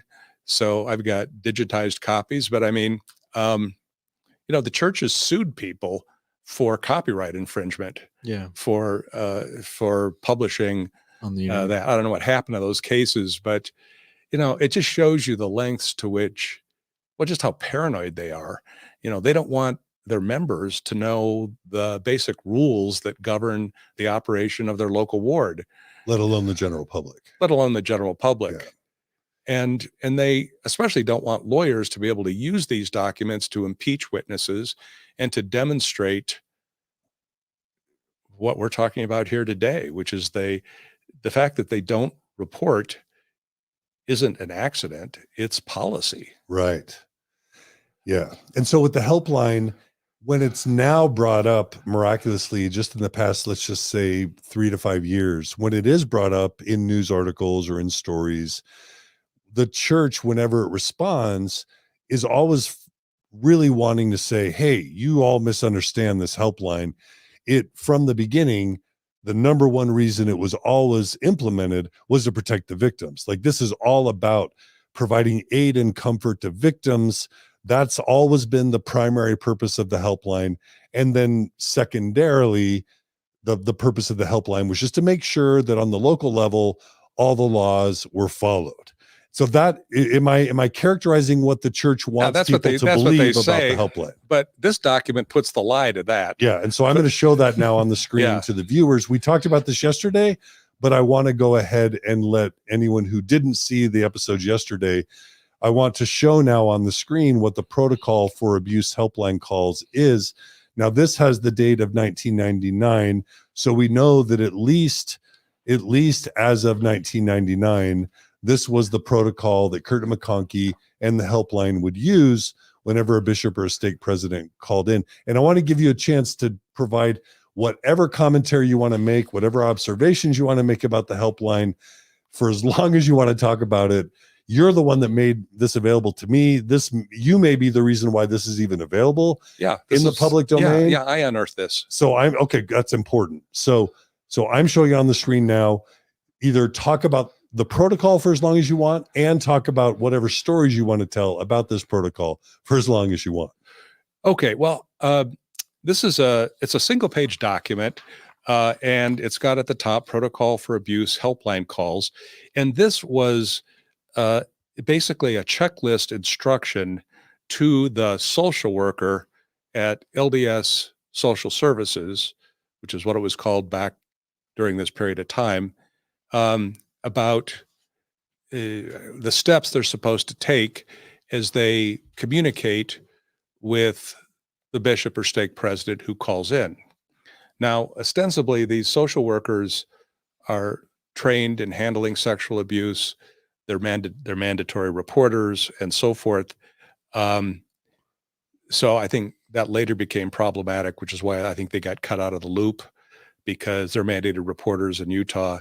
And if they're not reporting, they're going to lose their license and they're going to maybe go to jail. But the questions that are asked on here are not questions that signal concern about the welfare of the child who's being abused. And just to put a fine point on it, so like a bishop calls the helpline, on the other end, there's either a paralegal or a social worker or whatever who would receive the call on this hotline. And then this handout would be the protocol they follow when, for questions, how they instruct the bishop or the stake president to even talk to them, and then what information they gather. Well, this is guidance, and this was used for a period of time, and I don't know when they stopped using it, but this the process isn't transparent. This leaked out, and it's sort of an interesting story, but it's clearly about protecting the church and not about the victims. Okay. 1, does your call concern child sexual abuse which may have occurred on church property? What does that have to do about protecting a child?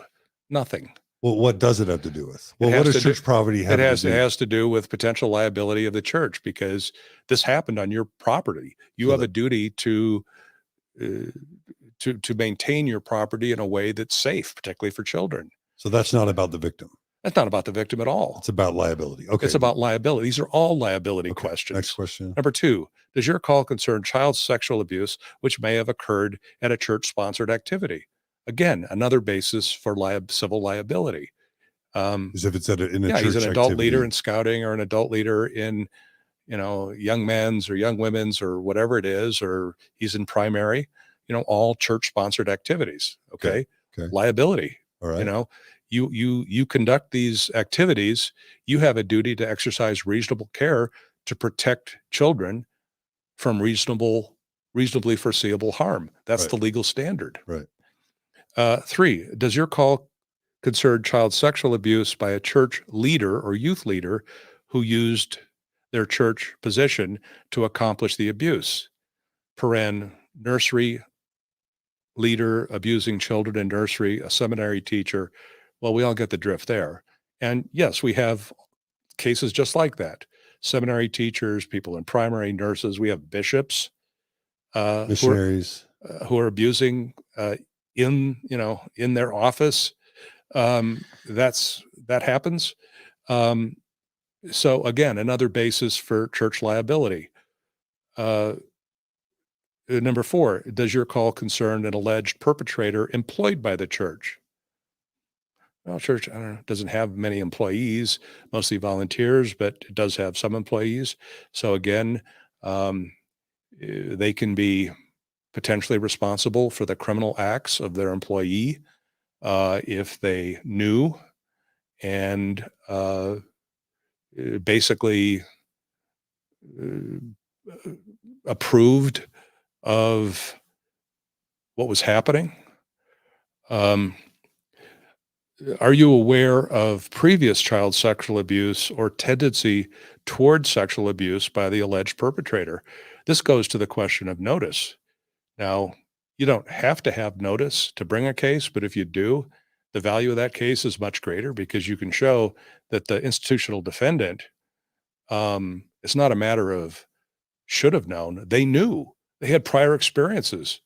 And when a jury hears that kind of evidence, that they knew about this, just as in the Catholic Church cases, they knew about the predator priest and they moved him from parish to parish to parish. Very aggravating set of facts, the kind that give rise to punitive damages. Lastly, does your call concern an alleged perpetrator who is currently a missionary?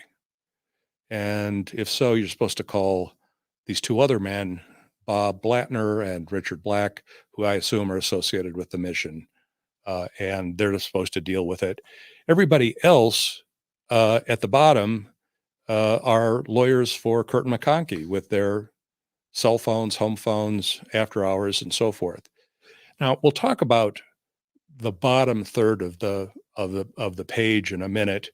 I'll read it, but it tends to make somebody's eyes glass over because it's internally inconsistent, makes no sense, and isn't guidance really at all. Before you do that, can you tell us about the phrase at the top of those section, tell priesthood leader that no identifying information should be given, use first names only? What's going on there? And what does that have to do with protecting the victim? Well, I can surmise. If you don't know the person's last name, how can you report? Right. His name was Bill. You don't even want to know who the bishop was. Don't tell me who your last name. Don't even tell me the ward you're calling from. Okay. Because I might have to do something. I may be a mandated reporter based on this call in your state. So this is to protect the person fielding the call, to give them as little as information possible so that they don't get dragged into the lawsuit. Protect the church. Right. Because these, these social workers, they are employees of the church. Right. And they're also licensed by the state of Utah. And yesterday we were talking about that it has come out that some of these records are destroyed by the end of every day or routinely destroyed. So if they had last names and identifying information, would it be considered destroying of evidence? It's a good question, but importantly, whether it's legally destruction of evidence, it is destruction of evidence because those contemporaneous notes are important and relevant. Generally, there has to be an investigation or a case pending before you can have destruction of evidence. Now, the law may differ. I'm not that sophisticated on obstruction of justice and that kind of thing. But it could well be destruction of evidence. But they are instructed, and I got this from the director of family services in a deposition, who said, we don't take notes. It used to be if we took notes, we were supposed to destroy them, at the end of every day. So don't retain anything. Now, if you're trying to do something to help the child by developing evidence that can cause the authorities to remove the perpetrator from the home and presumably put him in prison where he can no longer abuse that child or potentially other children, why would you want to prevent that information from seeing the light of day?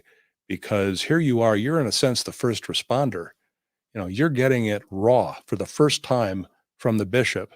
And typically, this is the most important, valuable information in any case, is what did the person say the first time you heard it? And this intake worker is hearing it for the first time, and he could be called to testify because he's got no attorney-client privilege or clergy He's an employee of the church.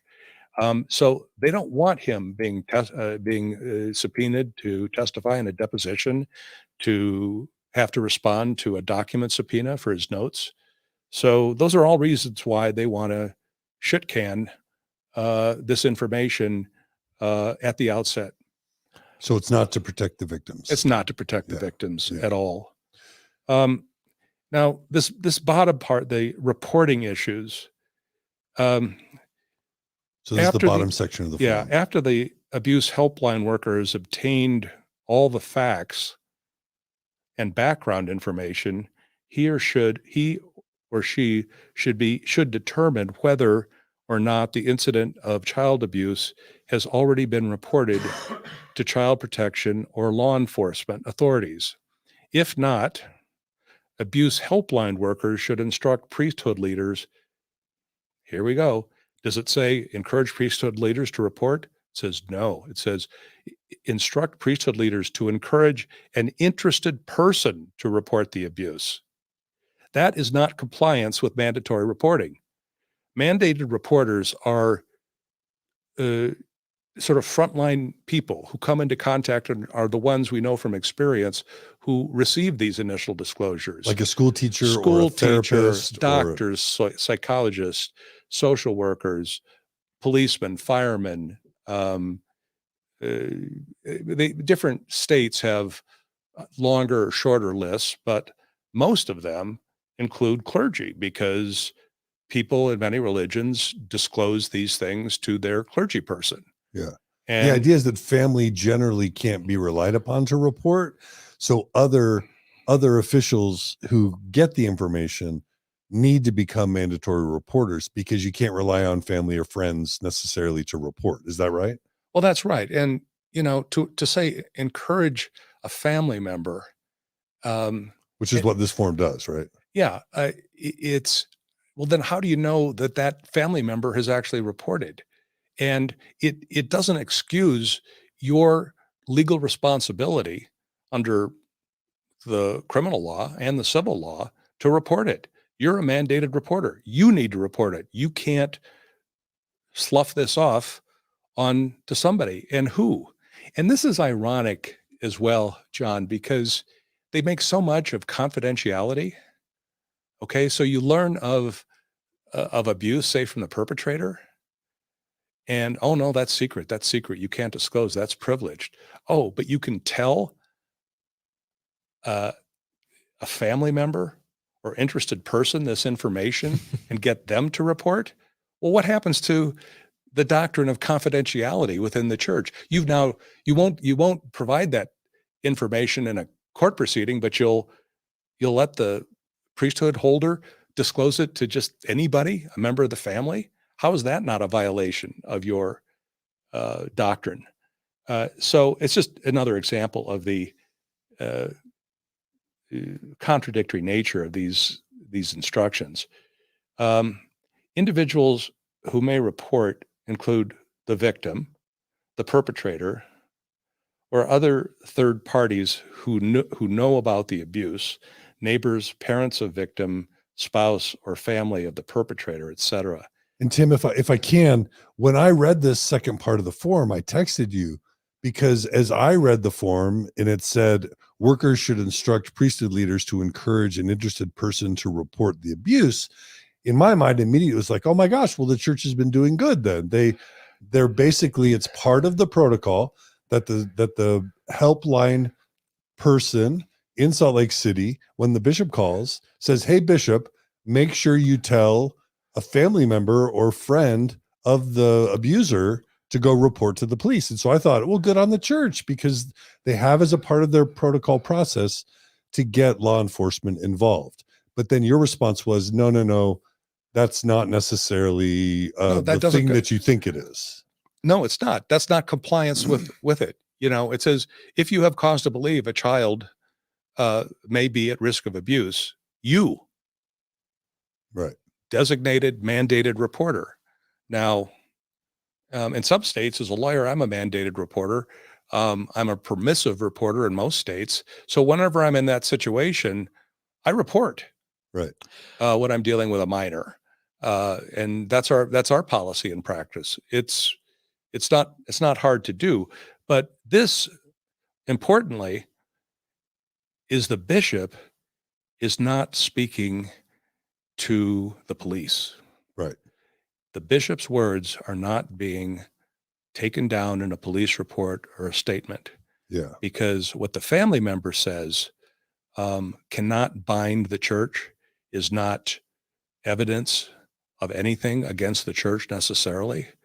But when the bishop starts talking, and these bishops, they start talking, and they've been told they need to tell the truth, and they know it's serious. They're talking to a police officer, and so they tell the truth. And this is a guy, and we had him in counseling last year because there was a problem in a camp out with somebody else. He's spilling the beans. He doesn't realize it. And the church lawyers can't get those beans back in the can once he's spilled them. So that's why I think it's don't follow the mandated reporter law. Get somebody else to do it, because then it won't come back on us. But also, chances are those people won't do it, right? Right. Because wives would have already reported the guy to the police if they were going to report. Well, him to the police. this is the whole reason why legislatures passed mandated reporting statutes, Right. because they knew from decades of experience, that when a child is being abused, you can't rely upon the caregivers to protect the child, Right. because they haven't. Yeah. And they're conflicted. Yeah. And, so you need to bring the power, the resources, the experience, the understanding, the power of the civil authorities to bear immediately. Yeah. So, in the time that you're messing around trying to figure out who the interested persons are, and some of these are people who are aware of the abuse, well, how do you know whether this person, a neighbor, is aware of the abuse? You encourage the neighbor. So how do you know the neighbor knows? What about the parents of the victim? Do you know or do you not know any of these people? You don't, as a bishop, you don't even know what these people know, and yet you're being directed to have them do your job for you. Yeah. It's not your job. It's your legal duty to report it. How about Tim? So I don't know. The church's response on Desert News has been that there are complications within the laws in different states, and that maybe the clergy penitence privilege may not allow a bishop to report the abuse, or that's kind of like the impression they're giving, that there are some states where the bishop may not be allowed to report the abuse because he learned that the church is trying to make it sound like there are states where a priest or a bishop is forbidden to ever disclose under all circumstances, and if they do disclose the rape of a child, that they'll be punished, and so the church has to make sure that doesn't happen. That is that's a very convenient and misleading statement of the law. First of all, you're talking about a very small subset, and this is where the bishop learns of the abuse directly from the abuser in the penitential context. Okay, so it's not every communication. It's not, "Hey, bishop, that's a nice car, and oh, by the way, I've been abusing my kids."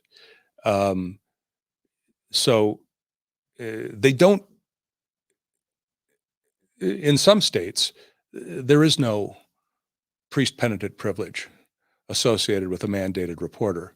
In West Virginia, it's if you learn from the perpetrator, you don't have the privilege under those circumstances. So these privileges do vary from state to state. and they've been interpreted differently in different states. Most of the time, if it's clear that it was a communication from the abuser to the clergy person, and the religion of that person holds that these things are, are privileged under the sanctity of the confessional, and this mostly derives from the practices in the Catholic Church, then the bishop can be, can honor that and decline, because under the law, the privilege belongs to the penitent, and the clergy person is obliged to respect and hold that. But if the abuser waives it by giving a statement to the police and says, yeah, I did it, or confesses, then there's no longer a privilege because he's waived it. He's already communicated about the subject matter, and so you can't withhold it on that basis. So we're getting down into the weeds a little bit on this, but again, even if you're in a situation where you learn that directly in the penitential context from the abuser, that just means you can't disclose it. It doesn't mean you can't do things to protect the victim. You go to the mother, you go to whomever and say, Billy should not be around this man. Why, Bishop? I can't say. I'm just warning you. Do not allow your child to be around this individual. He hasn't disclosed anything.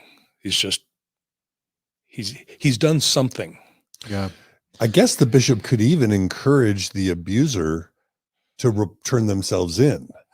I mean, if the church believes in obeying, honoring, and sustaining the law, which is one of their articles of faith, the church could, and if the church realized it had no business investigating these sorts of cases, if the church and Kurt McConkie were truly most caring and concerned about the safety of the victim, they could say to the bishop could say to the person confessing, listen, you're here because you believe that I have authority from God. You're here because you believe in the teachings of the church. I, the bishop, am telling you that we believe in honoring, sustaining the law. You should waive your privilege. You should let me report this to the authorities, and let's let the legal process carry itself out, because that's the way we as Mormons believe things should be handled. That, like Kurt McConkie, if they were truly concerned about the victim, they could absolutely have this be part of the protocol, where the bishops ask the confessors to give permission and to waive their priest penitent privilege, right? Right. And that's true. They could do that. They don't. But again, they don't want the perpetrator going down and spilling the beans to the police, because it makes the church liable, and it implicates opens the up the church to civil liability and to damage to its reputation. And to damage is correct. But this is the next line is rich, and that's why I was chuckling. If a priesthood leader recommends that a perpetrator report the abuse to civil authorities, he should also recommend to the perpetrator that he or she should consider obtaining legal counsel. And why is that funny or interesting? Well, it's like, yeah, you can go talk to the police, but first lawyer up. Okay. Now, I don't know if you've ever had to consult a lawyer about a criminal matter.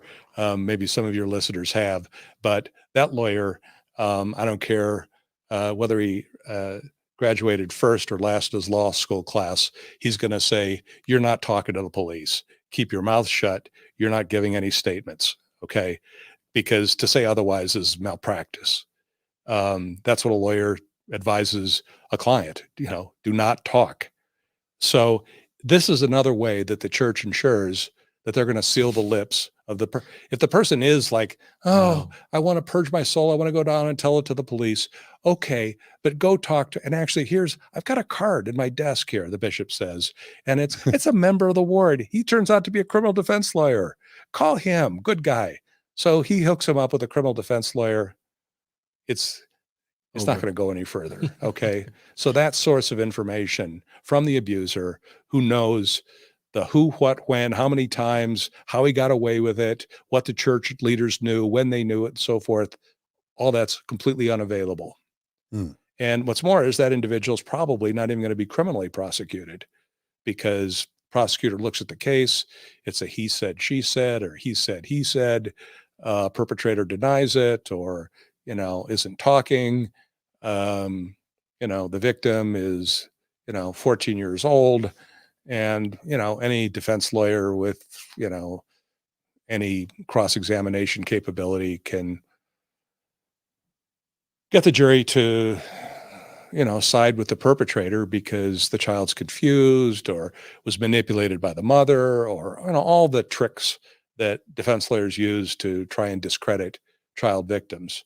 Plus, the whole thing is so traumatic. There's a good chance the child is just going to fall apart, because to confront your stepfather, your abuser, in a public courtroom, and you're in the church, and now you've been shunned, and your family's been shunned by all the other members. And your bishop is saying, use the atonement, but you forgive, because the Forgive, atonement. and you're getting hammered over the head with forgive, forgive, forgive. Yeah. So just, lawyer up, go lawyer up. I mean, I wonder if there's another church where the priest, the rabbi, the the religious leader, is advising sinners to lawyer up. And this last paragraph is so, I have to read it over and over again because it doesn't make any sense to me. If the sexual abuse has been or will be reported immediately to civil authorities by a person other than the priesthood leader and does not fall within the above guidelines, no transfer to legal counsel is necessary. So don't call Kurt McConkie. Don't call Kurt McConkie. A call should be transferred to legal counsel when it appears that the abuse will not be reported to civil authorities unless it is reported by the priesthood leader or it falls within the above guidelines for the high-risk cases. If somebody can explain to me that.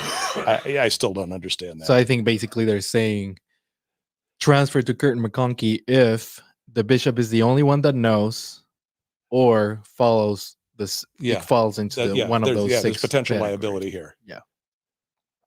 Anyways, they stopped using this, but this was. Well, can you read just the last in bold that goes right below it? Because I think that's pretty important. Abuse helpline personnel, all caps, personnel, should never advise a priesthood leader to report abuse.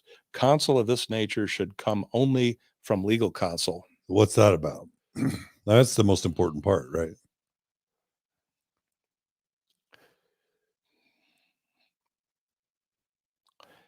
Well, they're telling the first line responders at family services to never advise a caller to report to the police or civil authorities. Yeah. So they're instructing them to instruct the bishop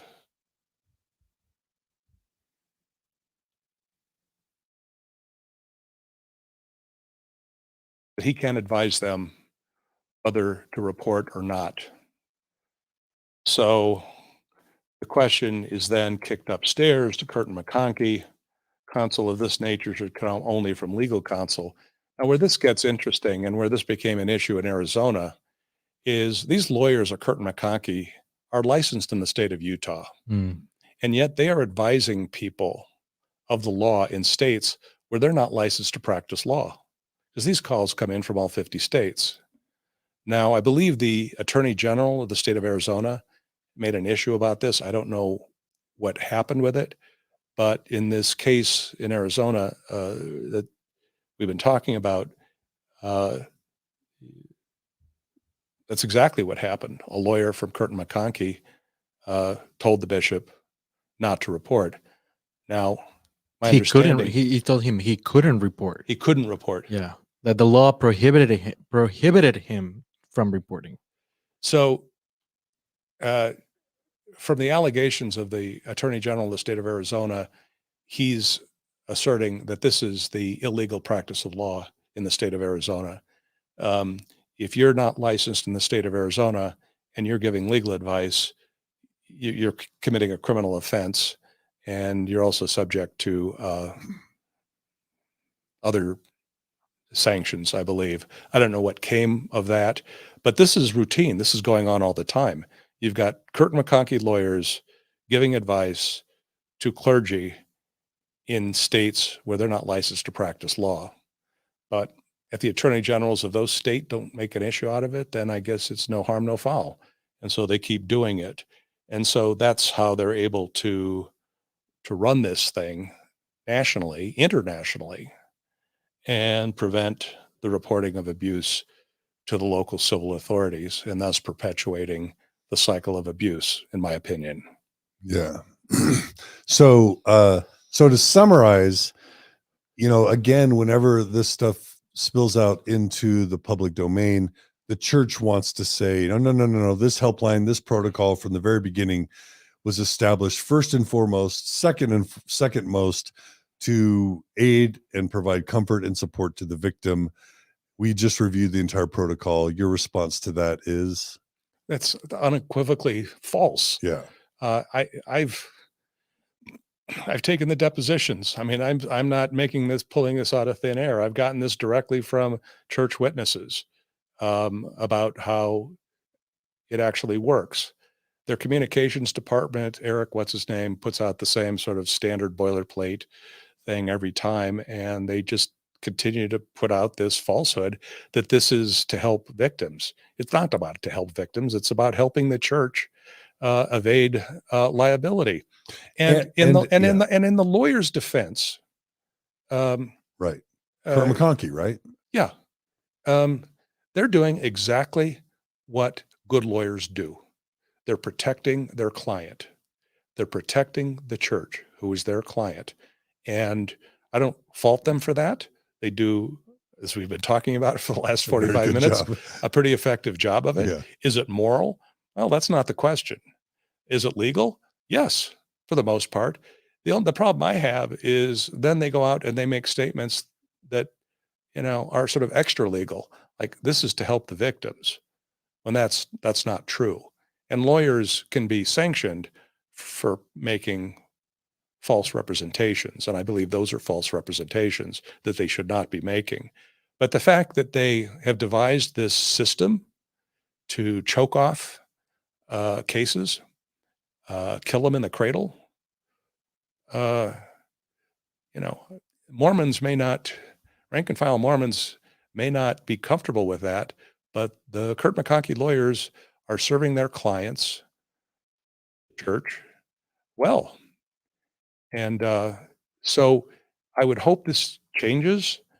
I think that these stories that come out about what happens, the consequences of this practice, I think that resonates with at least some members of the hierarchy. I would hope. This is not good for proselytizing or conversion or what have you, and it sort of reinforces a lot of ideas that non-Mormons have about Mormons. And the church spends, I don't know, but tens of millions of dollars a year promoting a positive image of the church. And so these kinds of things are not helpful. Now, you said you had a story that was interesting or amusing about the discovery. So I should say at the outset, I received this document about 20 years ago through an investigator who obtained it from a woman who didn't want to be identified. And eventually, years later, I was able to locate this woman in the West Virginia case. She had changed her name, and she agreed to talk with me. And eventually, she agreed to give a declaration, and then she sat for a deposition. And what she did was she explained how she got this document, and that deposition was necessary to authenticate this document. It appears to be self-authenticating, but a judge has to decide beforehand, before a jury can see it, whether or not it has enough indicia of authenticity to admit it as evidence. But we wanted to be especially careful. So we wanted to establish the line of evidence, if you will, the chain of evidence that got from the church to her, to my investigator, to me, and eventually into the court record. So the story was, this woman was in an abusive relationship with her ex-husband. He was violent. He was abusing their children. She needed help. She somehow got a hold of the helpline number. She was a very active member of her ward, and I think a bishop felt for her and gave her the number. He shouldn't have, but it was right there in the Handbook of Instructions and in the helps document. So she got the number and she called and she spoke to this social worker. And he said, well, send me all of the documents and I'll review them and we'll see what we can do for you. So she did. She wrapped up all these documents in a big manila envelope and mailed them to his office at LDS Social Services in or about this time period, 1999. And there was other information on here that I redacted because it was identifying information related to her. And so this original form actually had some of those other fields. It had some other writing on it, Yeah. but it wasn't really necessary. And I didn't need to identify her. It was just, it was the other things on here. Got it. So sometime later, she gets the envelope back in the mail of all these materials she had sent him. And there's a letter that says, we looked into it. Sorry, we can't help you. Goodbye. Good luck. But in there was this strange piece of paper. They accidentally included it. That accidentally got included. When he was wrapping up the documents and stuffing them in the envelope, or whoever his assistant was, Oops. accidentally put this thing in there. Oops. And so initially we served a request to admit, which is discovery rule that allows you to require your adversary in the litigation to admit that something is true or false, or that this is a true and correct copy of, whatever, admit this, admit this, admit this. Sometimes they admit, sometimes they deny. If they admit, then you don't have to prove that because they've admitted it. And it's sort of shortened the trial a bit because you don't have to go through these additional proofs because they've admitted it. And in most litigation, lawyers are cooperative about that. They don't give you a hard time about it. If it's true, they admit it. If, yeah, that's what it is, we admit it. Especially if it's not incriminating, right? Particularly if it's not incriminating. Exactly. So we sent this to the church's lawyers in the West Virginia case, and they denied knowing anything about it. We cannot authenticate this. We don't know what the document is. We've never seen this document before. So, okay. So I knew who the social worker was because his name was on here. And he was retired and living in Idaho.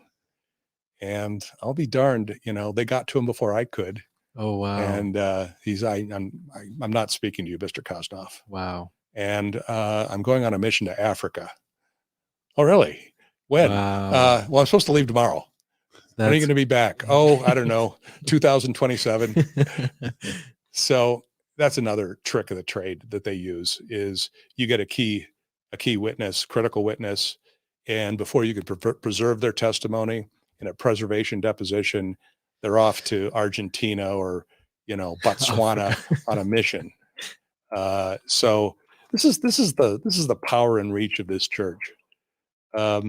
Is that effective lawyering? Yeah, it's effective.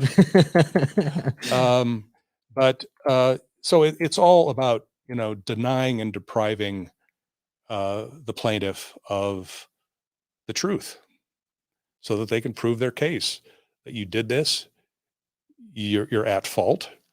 It's aggravated because you knew and covered up for this guy. You recycled him. You excommunicated him for abusing kids, and then you rebaptized him back in 6 months later. He did it again. You excommunicated him again, rebaptized him back in. So when I go and stand in front of the cameras, in front of the Joseph F. Smith Memorial Building and hold a press event and call you, the largest, pedophile heaven on earth, and that you recycle child abusers, that's strident language from an aggressive plaintiff's lawyer. But is there truth in it? Yeah. Is it the whole truth? No, because one side's truth is never the whole truth. And I have good things to say about the church. And as opposed to the first case I handled, we're now 20 years on, 25 years on, and I'm seeing hopeful signs. But since they control all the information, they claim that they report thousands of times. I've seen no evidence of that. And frankly, I'm skeptical of that. If that's true, they should make that information available.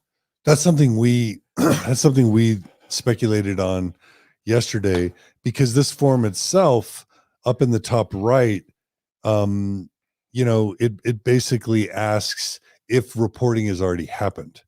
And the church can take credit for local leaders reporting to police.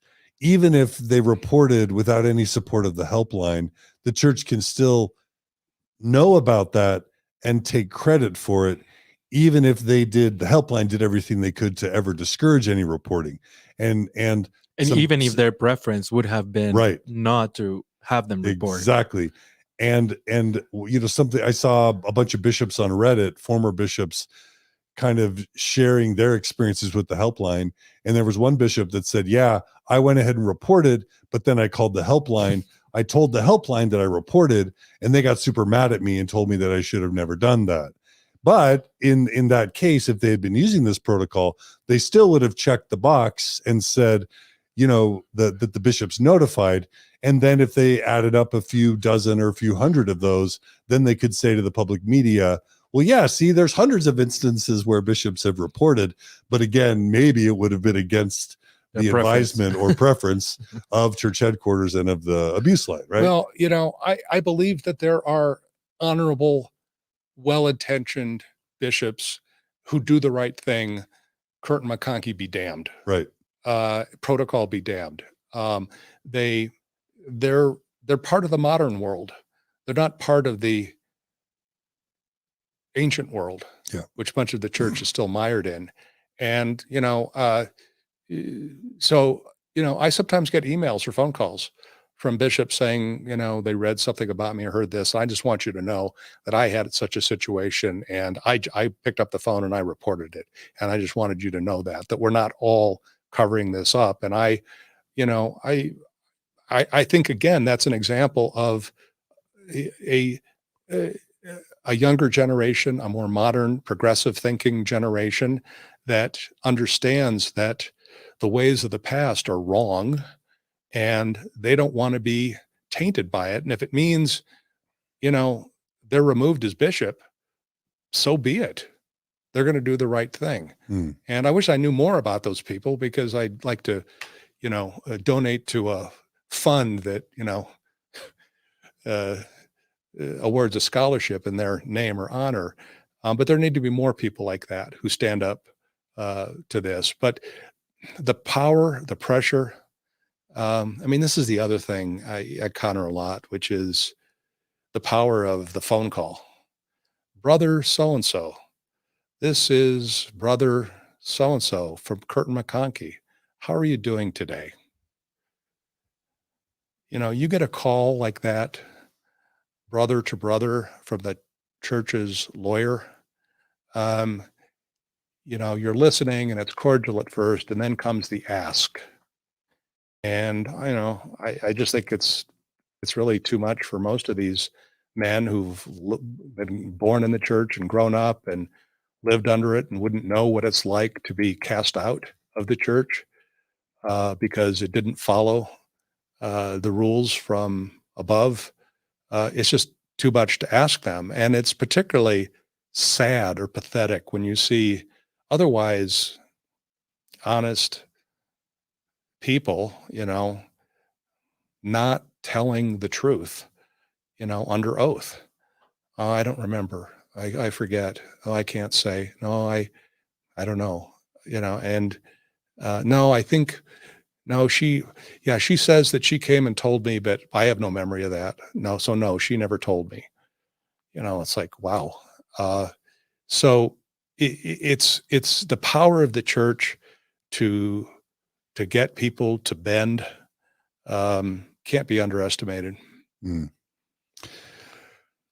So, but I do think it's fair, and I do think it's helpful to acknowledge improvement or to give credit where credit is due. And we talked about this a little bit yesterday, because maybe what hasn't been fair about the past 2 hours is that we're talking about a protocol that was pre-Sam Young, right? That was pre-West Virginia case. Mm. And the truth is, my sense is that, maybe a favorable spin would be that over time, the church has improved the helpline process such that today this protocol has been changed to include mental health services, support, other types of things that are more victim favorable.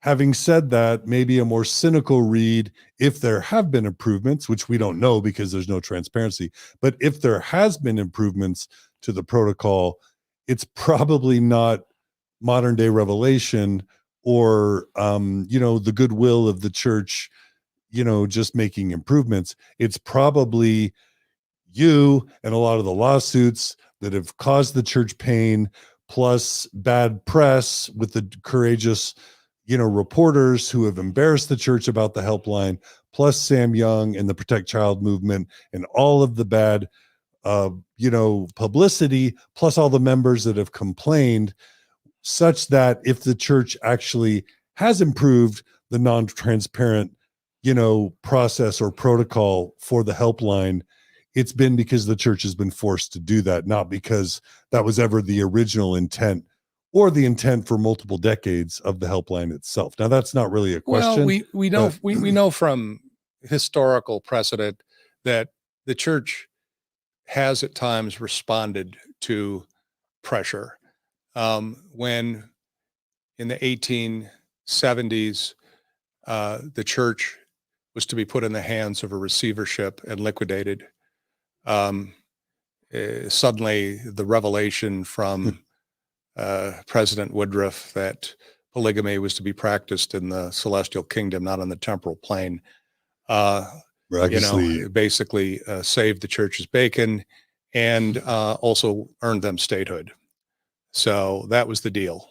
And then there's 1978 with 1878. No. You were right. I'm saying another example of that would be in the 1970s when the church was being embarrassed around its priesthood and temple ban for black members of the church. All of a sudden a revelation comes in 78. Right. Which had financial implications because the church couldn't participate in certain federal programs and so on and so forth. Whatever it was, there was financial leverage that got them to suddenly see that people with dark skin actually were people worthy of holding the priesthood. So it does happen. I think that those were almost easier gives than this. And, this helpline and the periodic embarrassing news article that appears, because, this AP article, I read it and I thought, this is not news. This is old news. I've been talking about this for 25 years. Right. He basically went and somehow got documents out of the West Virginia file and, wrote this, this article and, as if it's like new, and it's absolutely not new. But, there's a buzz around it, but it'll die down. But, the church, I don't know what they pay out, but I bet it's under $25 million a year. So they could pay out 25 abuse settlement cases. Yeah. And that may be high. So by that measure, it's working. They could pay out 25 million next year, 200 million the following year, 300 million the following year. And in about 4,000 years, they might run out of money. So that's a rounding error to a church that's bringing in probably $10 billion a year. Absolutely. I mean, they estimated one analyst estimated that back in 1987, tithing receipts were $6 billion a year. And in terms of their asset, at that time, he estimated that they had assets of around 120 to 150 billion. But look at the appreciation of all assets. And this kind of makes you a prophet, because the Ensign Peak revelations came out after you interviewed with Gina. And again, you're basing your data on other people's analysis. right. But the Ensign Peak revelations from a few years back show that the church has at least 120 billion in cash, bonds, stocks, investments just at Ensign Peak, that doesn't even touch real estate or other investments they have, plus their core assets as a corporation. Oh, that's absolutely right. I was fortunate enough to find a man who had been comptroller for the church in the 70s and 80s. In Oregon. I know this guy. Yeah. You know him. Yeah. And he was excommunicated for being gay. Yeah. And did you know about this, Gerardo? No. That in the 70s, one of the main financial controllers of the church was gay. Oh, wow. And then he was excommunicated, and then some people found him. Yeah. So the book I was talking about, which came out in the 80s, was by Professor Anton Shoup and John Heilemann. And these were basically an effort to try and get their arms around the asset wealth of the church. And they had limited data, but they did have data, and they could do reasonable projections and so forth. And you can research real estate records. You can get SEC records that show who the major shareholders are of, Disney or IBM or whatever. And so you could begin to piece together. So when I talked to this man from Oregon, he was very cooperative. He said, it's vast. He said, the church's wealth, you have to picture something like the Teamsters pension plan. It was spread across 3 or 4 Wall Street brokerage firms, but they have eventually consolidated. No, it was in one brokerage firm, and then they spread it out to several brokerage firms. And he said the church has private equity. They have, shares of public corporations. They're the largest landholder in Florida and Nebraska, I believe, maybe the largest landholder in the country. And he said, I read Shoup and Heilemann's book, and he said they did a pretty good job. They were pretty close. And that was 1986. So I don't know what a portfolio of 120, 150 billion in 1986 would be given the inflation of asset values, but it has to be over $1 trillion. So to think that you're going to change the course of this massive cargo ship, in a little dinghy, racing around in front of it, Yeah. You're kidding yourselves. I mean, these are lawyers that are congratulating themselves, or, I did my blow for justice. So this is why I come back to the church won't change until the members demand change. And they do care what the members think. And I think that's been demonstrated by the reaction of the rank and file to the treatment of gays in the church, and then the change, a few years later. Heavenly Father says this, then he changed his mind 5 years later. And this treatment of gays and children of gays, and it was just so harsh and ugly. And also just sort of, was oblivious to the fact that, as they say, every family has one or two. I mean, so you're basically telling these lifelong loyal Mormons that they can't love their children anymore, just simply because they, because they're homosexual. I mean, I just think that was terribly foolish and hurtful. And I think they changed course because of the reaction of rank and file Mormons. And I think that can happen again here. Mormons, I mean, it's such an irony to me with Mormons, and I've represented so many, and I've gotten close to many, and ex-Mormons and so forth, that there's this internal contradiction where the church,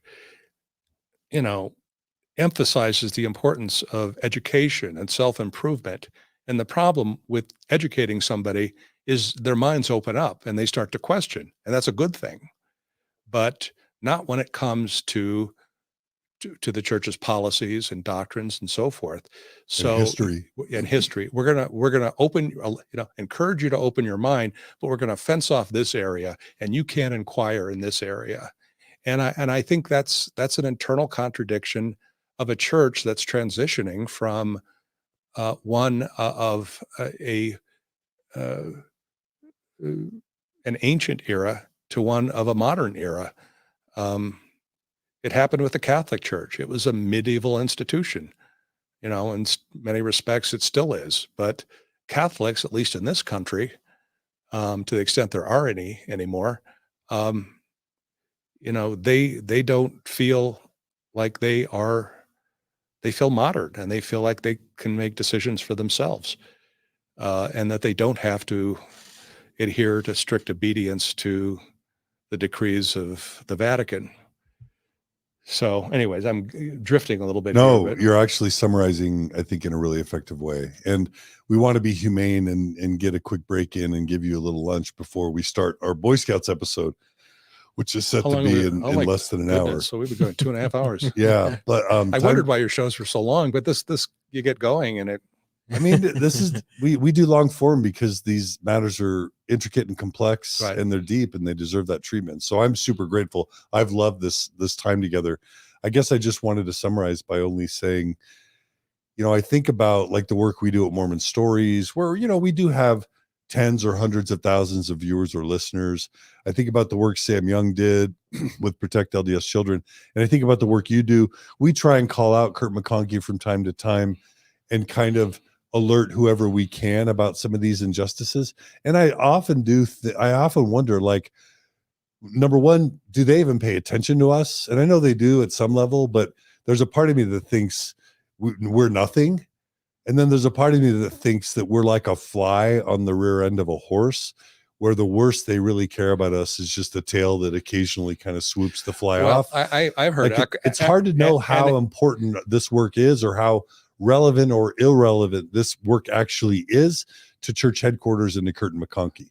Oh, I think they're afraid of you. I mean, I've heard that. I'm not saying me, I'm saying all of us collectively, just to be clear. Well, but I'm told that they have paid spies whose full-time job is to watch your episodes and to monitor this stuff. So, I mean, they've got a 250 person communications department. So they've got, I don't know what else they do. So yeah, they're concerned about, you're threatening to them. This is threatening to them because they can't silence us. But let me finish a little bit on Kurt and McConkie and the church, and throw them a little credit. We've been resolving cases with them over the last 18 months. We have several hundred. We've resolved 77, I think. Wow. With them. No lawsuit, no litigation, no scorched earth. In some cases, legally, our cases were not very strong. In fact, legally meritless, but they wanted to express regret, and so they paid a nominal sum to the individual, even though they knew that we wouldn't file a lawsuit because the economics of it wouldn't make sense. But they said, bring us your cases and we'll evaluate them and we'll decide what we want to do. In other cases where they had significant legal exposure, they did the smart thing, and they paid I think fair value for a case that doesn't have to be filed, litigated over 3 or 4 or 5 years. And, that's been a lesson for me too, which is I don't have enough years in my life to take on these, Sancho Panza lawsuits where I'm tilting at windmills for 3, 4, 5 years. And the church has the ability to stretch that out. And they know that, and I know that. And so we get together and we, with the help of a very good mediator, we're able to resolve these cases. And a lot of times, our clients, even though we didn't get the greatest amount for them, we're just so grateful that we tried and that the church at least did something. And so I credit particularly this younger generation of lawyers at Curtin McConkie. Of course, they can't do anything without approval of general counsel, and something, a big case, they probably has to go up to the president.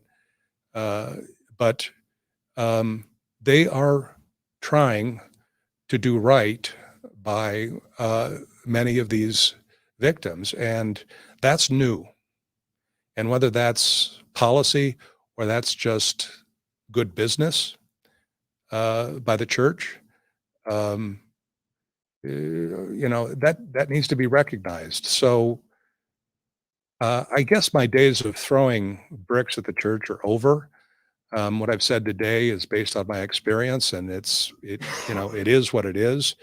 But I believe there are people of goodwill over there that want to do right, not because they're legally obligated to, but because they feel it's the right thing to do.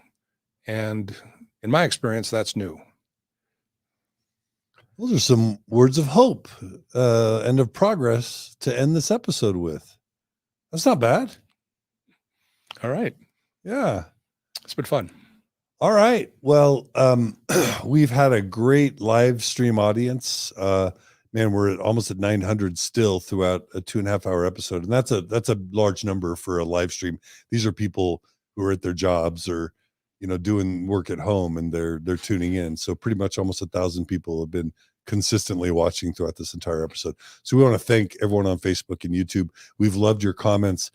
We haven't been able to incorporate the comments quite as much because we're just trying to make the most of Tim's time. But if any of you want to join either of the Facebook or the YouTube live streams and watch, you can watch the live comments as they came in. Because Gerardo, am I right? There's been some great comments. Yes. People have been great. Yeah, it's been great. Yeah. Gerardo, any final thing or summary you want to add? No. Well, okay. This episode has been great. Thanks, Tim, for being with us. I found out early on the episode that an opinion article that I wrote with my friend Brenton got published in the trip today. Oh. Yeah, about the church's response to the AP article. So I'll drop a link on the comments. You can go and look it up. And in the show notes, will you put that in the show notes as well? Yeah. Congrats. Thanks. That's super great. That's Brenton, who was on yesterday on Mormon Stories. Yes. Congrats.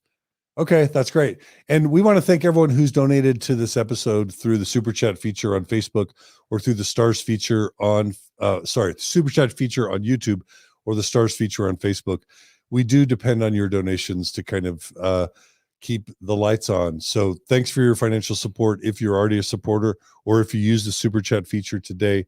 And if you value this type of programming, if you want there to be a few Davids to kind of go against the Goliaths out there, we would love you to become a monthly supporter at mormonstories.org. Really quickly, Tim, if people want to follow you or support any, cases or actions, I don't even know if you're allowed to kind of talk about that, but I do want to give you a chance to let listeners or viewers know how to at least follow what you're doing, if not support what you're doing. Sure. Well, I've been mostly consumed by the Boy Scout case. The attorneys that I work with, the two other firms, we jointly represent 17,000 out of 82,500 Boy Scout survivors. We represent approximately 700, 800 LDS Boy Scout cases. So I've got my eye on that. There's a new plan that is going to be filed today that will, I guess, determine whether or not the Boy Scouts $250 million settlement By the Mormon Church. Yeah. I meant to say is still there, whether they're going to pull that, and that has, implications. But I'm hopeful that we could move forward if the church pulls out and resolve those cases directly with the church through the process we've already set up. I think we can. And so I think we've got some goodwill going between us and the lawyers at Curtin McConkie. And I'd like to build on that. So that's the Boy Scout cases. The other cases, I can be found on Twitter. I tweet. I'm at Sex Abuse Attorneys, SEXABUSEATTYS, or just type in Kosnoff and you'll find me. And you can send me a message there. If you think you have a case that you'd like to bring, contact us. We'll evaluate it and let you know. And maybe we will undertake representation. But in terms of filing lawsuits, it's just, I'm 68, I'm losing my hearing, and I just don't have the juice left to actually litigate anymore. That's for a younger generation of lawyers. So we'll have to say, hey, attorneys out there that care about these types of cases, I don't really know who to refer to these days, because people come to me monthly and say, I've been sexually abused. Do you have an attorney? Within a church context, do you have an attorney? And I almost never know who to send them to. So I guess this is a call for any attorneys out there who have been, or want to represent these types of clients. I need to know so I can have a digital Rolodex of who to refer people to. Well, this is the sad story, which is, other than me and my little band, I can't think of anybody. There's lots of lawyers out there that'll represent that they have experience in this area, and maybe they do in the Catholic Church area and so forth. But the Mormon Church in these cases, it's a completely different kettle of fish. And if you come in and, with a flamethrower, and we're gonna, and you threaten them, and, we want $150 million, a little bit like this attorney down in Arizona in this case, I mean, you're not going to get any traction, and I don't think you're serving your client very well. That case is eventually going to settle. The church is probably ready to settle it now, and the plaintiffs ought to think about it, because that clergy penitent privilege issue in that statute down there, I understand there's a motion to dismiss right now. They could lose on, the plaintiffs could lose on that. I mean, the church has a legitimate shot on that. And if they win, there's not going to be any settlement. So I think those lawyers ought to think long and hard about, what happened was horrible, but your goal as a lawyer is to get the best recovery you can for your gravely injured client. And it may not be what you think it's worth, but you have to be realistic. And the church, and their lawyers, they evaluate these cases all day long. And, they know in their mind what they think a case is worth. And sometimes we're pretty close and we agree, and other times we disagree. But then we negotiate and mediate, and the parties come closer together, and there's a compromise. That's the way these cases ought to be handled. To drag your client, particularly a minor client, through the juggernaut of litigation, it's re-victimizing. It's terrible. It's hard on the lawyers, and on the clients, it's just having to relive this pain and keep this open wound open for years. As a lawyer, you have to sit back and really ask yourself, what is in the best interest of your client? Is it $5 million 5 years from now, or is it $2 million or $1.5 million today? ultimately it's the client's decision, but a lot of times the lawyers kind of manhandle the client into going the way the lawyer wants instead of the way the client wants. So I learned early on that the smartest person in your case is your client, and you ought to listen to them, because they may not be saying it very articulately, but you need to hear them and listen to what they want and what they think and what they feel, because otherwise you're not serving your client. So with that said, I don't have any names for you. I'm hoping that there'll be some lawyers that'll get into this line of work for the right reasons and prepare themselves. And because there's a need, there's a tremendous need. And I don't have a good answer. Okay. Well, that is a good answer. It shows us where the need is and a vacuum that needs to be filled. So listeners and viewers, don't go away. We're going to take a short potty break and maybe grab a quick bite of lunch, and we're going to come right back for the next part with Tim Kosnoff, and we're going to talk about the Boy Scouts of America, maybe a little bit about the history of the Mormon Church and the Boy Scouts of America, a history of abuse or cover-ups or litigation, and then talk about maybe the most recent bankruptcy of the Boy Scouts and the $250 million offering of a settlement by the Mormon Church. What that was about, and then kind of where things are today. And then maybe we have to have a future episode if things change. But anyway, we're going to have at least an overview of the Mormon Church, the Boy Scouts, sexual abuse and litigation coming next. So please join us right back. We may start right at 1 p.m. for those of you who are joining the live stream, or we may start a little bit later than that to give us a chance for a break. But we love your live support, so please don't go away. Please join us. Thanks for your support today. Thanks, Tim. Thanks, Gerardo. And thanks, Maven, if you've been involved at all. And we'll see you all again right on the flip side for another episode of Mormon Stories Podcast. Take care, everybody.